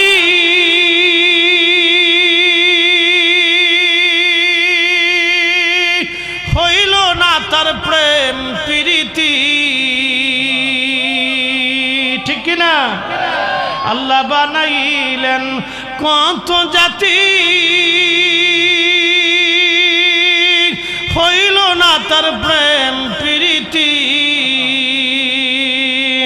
অবশেষে মানুষ বানায় প্রেমের কারণে, প্রেমের ডুরি বান্ধরেন মদিনার শনে, আহা প্রেমের ডুরি বান্ধরে মদিনার শনে। এর নাম ভালোবাসা। ভালোবাসা হবে আল্লাহর নবীর সাথে, ভালোবাসা হবে আল্লাহর সাথে, ঠিক কিনা? ভালোবাসা কার সাথে? আল্লাহর সাথে এবং তার রাসূলের সাথে। আমার ওয়াজ শেষ, একটা ঘটনা বলে শেষ করব। আমার দিকে তাকান, শোনেন। এই ভারতীয় উপমহাদেশে এক যুবক ছিল, তার নাম ছিল ইলমুদ্দিন। আপনার নাম শুনছেন, তারপর আবার বলতেছি, শুনে যান। এই ইলমুদ্দিনের সময়ে ভারতে একটা ঘটনা ঘটলো। ঘটনাটা হলো, ভারতের এই এক লেখক রঙ্গিলা রসুল বই লেখল, আস্তাগফিরুল্লাহ আল-আযীম। এই বইয়ের ভিতরে আমার রসুলের মহান চরিত্র নিয়ে তারা বাজে বাজে কথা লেখল, যা আমি আপনাদের সামনে ভাষায় প্রকাশ করতে পারবো না, এটা অসম্ভব। এটা আপনি বলারটা কোনো তো প্রশ্নই আসে না। সে যে সমস্ত ভাষা ব্যবহার করছে, এটা জারজ ছাড়া কেউ লিখতে পারে না। কথা ঠিক আছে না ভাই? সে জারজ, খুব নিকৃষ্ট ভাষা আল্লাহ রসুলের শানে সে ব্যবহার করল। সারা ভারতে এটা নিয়ে আন্দোলন শুরু হলো। সারা ভারত অবিভক্ত ভারত, তখন পাকিস্তান, ভারত, বাংলাদেশ তখন অবিভক্ত একটা ভারতবর্ষ। তো সারা ভারতে আন্দোলন শুরু হলো, তার বিরুদ্ধে মামলা হলো। দিল্লির আদালতে কোর্ট রায় চলতেছে, মামলা মোকদ্দমা। সমস্ত হিন্দু আইনজীবী সব ওই লেখকের পক্ষ নিল, সমস্ত মুসলিম আইনজীবীরা এই আল্লাহ রসুলের পক্ষ নিল। তো মামলা লড়াই টড়াই চলতেছে বহুদিন। কিন্তু পাকিস্তানের লাহোরে এক যুবক, তার নাম ইলমুদ্দিন, লেখাপড়া ছিল না। এই শোনেন, আশিকে রসুল হইতে হলে বড় ডক্টরেট ডিগ্রি লাগে না। আশিকে রসুল হইতে হলে মুফতি, মুহাদ্দিস, শাইখুল হাদিস, প্রিন্সিপাল, অধ্যক্ষ, অধ্যাপক এগুলি কিছু লাগে না। আশিকে রসুল হইতে হলে কলিজা ভরা রসুলের ইশক লাগে। ইশকে রসুল। দিন মজুর, রিকশাওয়ালা, সাধারণ ব্যক্তি, মূর্খ, অক্ষর জ্ঞানহীন, শূন্য, নাম যে লিখতে পারে না, তারও হতে পারে। আপনি বুঝেন যে উস্তুনে হান্নানা রসুলের প্রেমে জিন্দা হয়ে গেল। আল্লাহু আকবার। একটা মরা কাঠ জিন্দা হয়ে গেছে। পৃথিবীতে এরকম মুজিজা জীবনে কোনো নবীর নাই, কোনো নবীর নাই। এরকম মুজিজা কোনো নবীর নাই। প্রিয় উপস্থিতি, আশিক রাসূল ইলমুদ্দিন পাকিস্তানের লাহোরে কোন রকম কাঠমিস্ত্রির হেল্পার ছিলেন ইলমুদ্দিন। কোন রকম দিন আনত, দিন চলতো। ইলমুদ্দিন শুনলেন এই বই লেখকটা, এই লোকটা আল্লাহ রসুলের শানে বাজে বাজে কথা বলেছে। ইলমুদ্দিন চিন্তা করলো, না হয় আমি বাঁচবো, না হয় ও বাঁচবে, না হয় আমি মরবো, না হয় ও মরবে। আমার রসুলের শানে এত বড় অপমান সইবে না রে মুসলমান, তা হয় না। কাজী নজরুল লিখলেন, রসুলের অপমানে কাঁদে না তোর মন, মুসলিম নয় তুই মুনাফিক, রসুলের দুশ্মন। হাত উঁচু করে বলেন, ঠিক না বেঠে? কোনো সন্দেহ?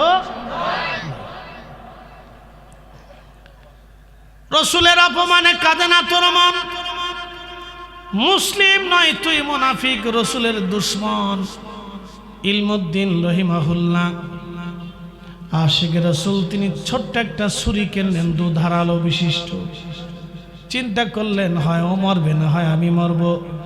ইলমুদ্দিন সুদূর পাকিস্তানের লাহোর থেকে দিল্লি আসলেন। সেই দিন চারটেখানি কথা না, সুদূর লাহোর থেকে এসে দিল্লি আসলেন। দিল্লির আদালত প্রাঙ্গণে ঢুকলেন।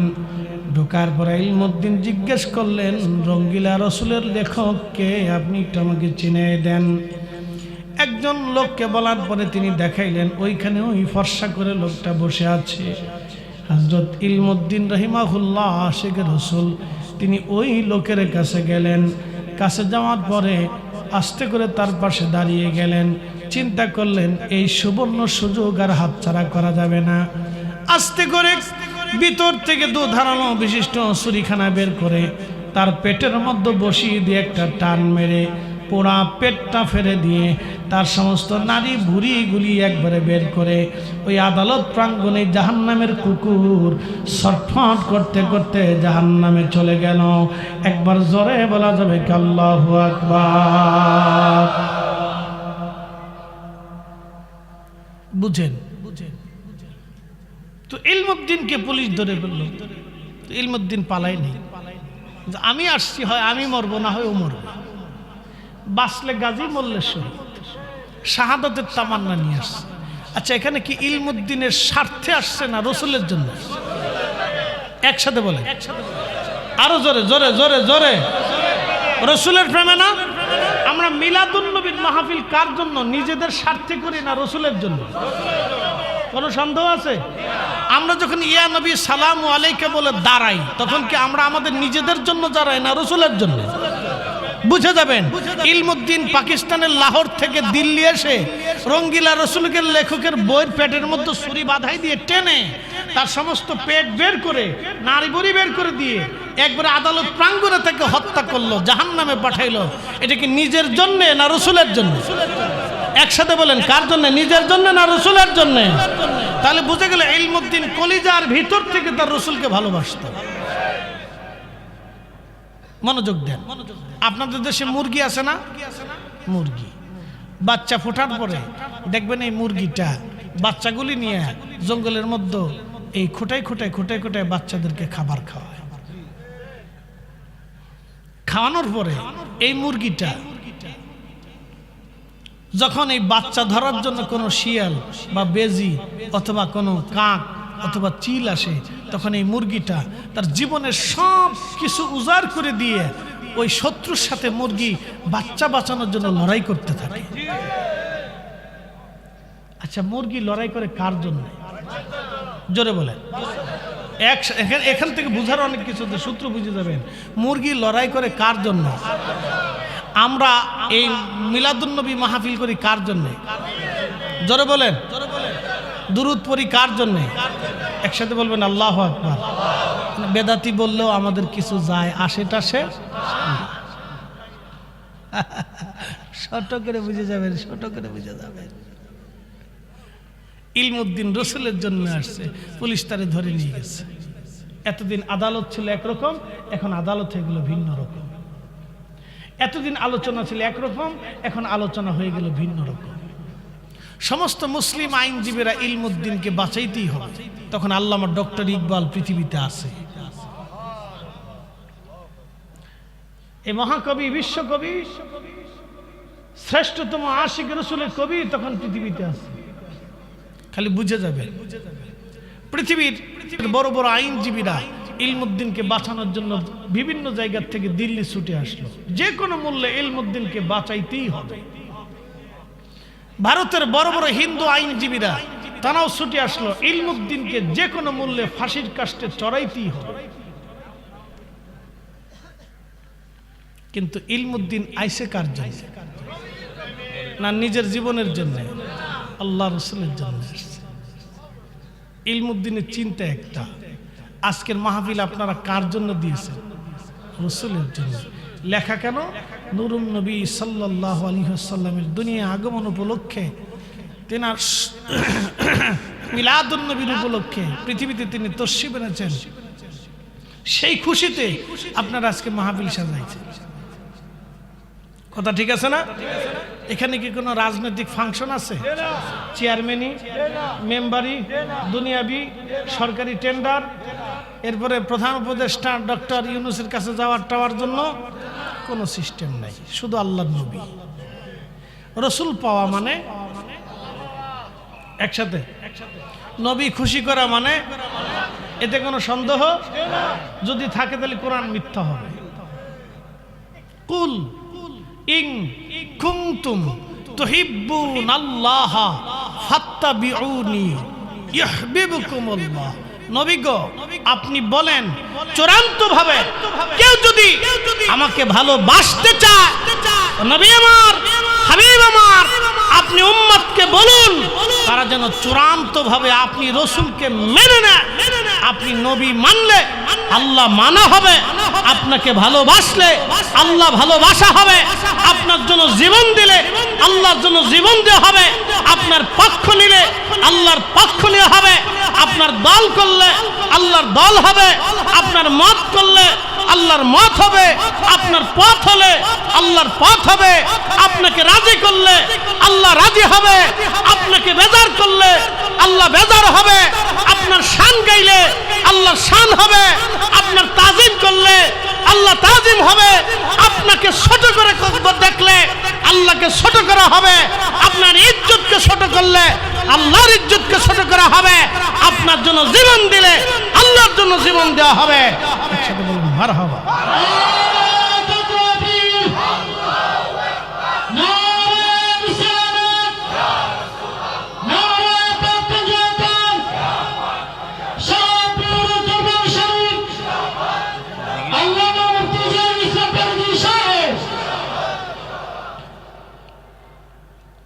ইলমুদ্দিন সমস্ত মুসলিম আইনজীবী, বড় বড় আইনজীবী যারা আসছে তারা ইলমুদ্দিন জেলখানার ভিতরে যেয়ে বললেন, ইলমুদ্দিন তুমি কালকে চূড়ান্ত আদালত বসবে, তো বিচারক তোমাকে জিজ্ঞেস করলে তুমি বলবা যে আমি যখন তাকে হত্যা করেছিলাম আমার মাথা ঠিক ছিল না। না না, আল্লাহ আকবার পরে কয়েন, বুঝল। আইনজীবীদের, মুসলিম আইনজীবীদের উদ্দেশ্য ইলমুদ্দিনকে ফাঁসির কাষ্ঠ থেকে বাঁচাতে হবে। তো সেই সুবাদে তারা আইনের ফাঁক ফোকর দিয়ে চিন্তা করলো তাকে ফাঁসি থেকে বাঁচানো যাবে, কিন্তু একটা শব্দ যদি সে বলে তাহলে বাঁচানোর সুযোগ আছে। তো ইলমুদ্দিনকে বুঝায় সুজায় আইনজীবীরা চলে আসছে। পরের দিন আদালত বসলো। মুসলিম আইনজীবীরা ইলমুদ্দিনের পক্ষে যত নথিপত্র আছে, তর্ক বিতর্ক আছে, সব উপস্থাপন করল। হিন্দু আইনজীবীরা ইলমুদ্দিনের বিরুদ্ধে যত যুক্তি তর্ক আছে সব উপস্থিত করল। বিচারক শেষ সময় ইলমুদ্দিনকে জিজ্ঞেস করলো, ইলমুদ্দিন আপনি তাকে হত্যা করেছেন? বলে হ্যাঁ। কেন? বলে সে আমার রাসূলের মহান ইজ্জতে যখন আঘাত করেছে এটা আমি উম্মত হয়ে সহ্য করতে পারি নাই, আমি স্ব ইচ্ছায় স্বজ্ঞানে তাকে হত্যা করেছি। মুসলিম আইনজীবীরা নিথর হয়ে বসে গেল। সাইলাম বাঁচাইতে বেচারা বললোটা কি? সমস্ত আদালত নীরব। আইনজীবী রায় দিলেন তার মৃত্যুদণ্ড কার্যকর করা হোক, ফাঁসির কাষ্ঠে ঝুলিয়ে। হিন্দুরা আনন্দ করতে লাগলো, মুসলমানরা বাইরে এসে মিছিল দিতে লাগলো। মুসলিম আইনজীবীরা ইলমুদ্দিনকে বললো, ইলমুদ্দিন তুমি এই কথাটা কেন বললা? তোমাকে বললাম একরকম, তুমি বললা ভিন্ন রকম। ইলমুদ্দিন বলল, কি করে মিথ্যা বলবো? গত রাতে রাসূল করিম সাল্লাল্লাহু আলাইহি সাল্লাম আমার কাছে স্বপ্নে এসে আমাকে বেহেশতের সুসংবাদ দিয়ে গেছে। কি বুঝলে? পৃথিবীর বড় বড় বুজুর্গরা তার এক কাজে ফেল হয়ে গেল। পৃথিবীর বড় বড় আলেমদের এলেন তার রাসূলের ইশকে, নবীর ইশকের কারণে তাদের সেই ইবাদত বন্দেগী সবগুলি নিচে পড়ে গেল। রাসূলের ইশকের ওজন কত! ইলমুদ্দিন বলেন, গত রাত রাসূল করিম আমার কাছে এসে স্বপ্নে আমাকে বেহেশতের সুসংবাদ দিয়ে গেছে এবং আল্লাহর নবীর সাথে আমি জান্নাতে একত্রিতভাবে খানা খাবো। এই সুসংবাদ আমার রাসূল আমাকে দিয়ে গেছে। অতএব আমি আমার রাসূলের জন্য এসেছি, শাহাদাতের লিপ্সা নিয়ে মিথ্যা বলতে পারবো না। আল্লামা ডক্টর ইকবাল তখন পাকিস্তানে বসে লেখা শুরু করলেন, কে আফা তুনে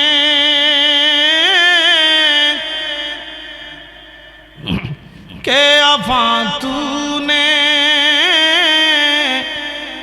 मोहम्मद से तू हम तेरे हैं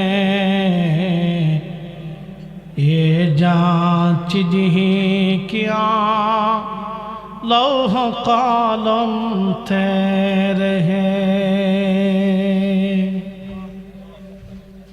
তুমি যদি রাসূল করিমের ওফাদার গোলাম হতে পারো, তোমার জীবনের সবটুকু যদি নবীর কদমে বিলীন করতে পারো, तमाम सृष्टि लौह कलम अल्लाह तुम्हार दिके झुकाई देवे। मगज कोरान रूहे ईमान जान दीन हस्ते हुब्बे रहमतुल लिल आलमीन। मगज कोरान रूहे ईमान जान दीन हस्ते हुब्बे रहमतुल लिल आलमीन। আল্লামা ইকবাল ঠিক তখনই লিখলেন, কোরআনের মগজ বলো, ঈমানের রূহ বলো, ধর্মের প্রাণ বলো, সবকিছুর মূল হলো আমার রাসূলের ভালোবাসা। নবীর ভালোবাসা যেখানে কোরআন আছে সেখানে, নবীর ভালোবাসা যেখানে ঈমান আছে সেখানে, নবীর ভালোবাসা যেখানে দ্বীন আছে সেখানে, নবীর মোহাব্বত যেখানে নাই, কোরআন দ্বীন ঈমান সেখানে কিছুই নাই। একবার জোরে বলা যাবে কি মারহাবা। বাংলার কবি কাজী নজরুল তখন লিখলেন, আল্লাহকে যে পাইতে চায় হযরতকে ভালোবেসে আরশ কুরসি লৌহ কলম না চাহিতে পেয়েছে সে। একবার জোরে বলা যাবে কি ইয়া রাসূলুল্লাহ। এক কাজে, জোরে বলেন কয় কাজে? একসাথে বলেন কয় কাজে? ইলমুদ্দিন সব থেকে শ্রেষ্ঠ হয়ে গেল। পৃথিবীর সব বুজুর্গ থেকে সে শ্রেষ্ঠ হয়ে গেল। কয় কাজে? কার জন্য? জোরে বলেন কার জন্য? রাসূলের জন্য। আপনি বুঝেন রাসূল করিম স্বপ্নে এসে বেহেশতের সুসংবাদ দেওয়া, এটা চারটিখানি কথা, কল্পনা করতে পারবেন না। যেই কাজের জন্য সারা জিন্দেগি বুজুর্গদের তাহাজ্জুদ গুজার করতে করতে, ইবাদত করতে করতে জীবন পার হয়ে গেছে, সেই কাজের মধ্যে শুধু এক কারণে, ইশকে রাসূলের জন্য হযরত আল্লামা ইকবাল বলেন, আহা, একজন বর্ণহীন শিক্ষাহীন নামটাও পর্যন্ত যে লিখতে পারে না, ইশকে রাসূলি আজকে পৃথিবীর সব বুজুর্গদেরকে ছাড়িয়ে দিয়ে দুনিয়া থেকে রাসূলের বেহেশতের সুসংবাদ নিয়ে চলে গেল। হাসতে হাসতে ইলমুদ্দিন ফাঁসির কাষ্ঠে ঝুলিয়ে নিলেন। তখন বলতেছিলেন, রাসূল আমাকে স্বপ্নে বেহেশতের সুসংবাদ দিয়েছে, আমি কিছু সময় পরেই আমার রাসূলের সাথে জান্নাতের একসাথে খানা খাবো। আল্লাহু আকবার। একসাথে বলেন ইয়া রাসূলুল্লাহ। জবান খুলে মোহাব্বতে আল্লাহুম্মা সাল্লি আলা মাওলানা মুহাম্মাদ ওয়া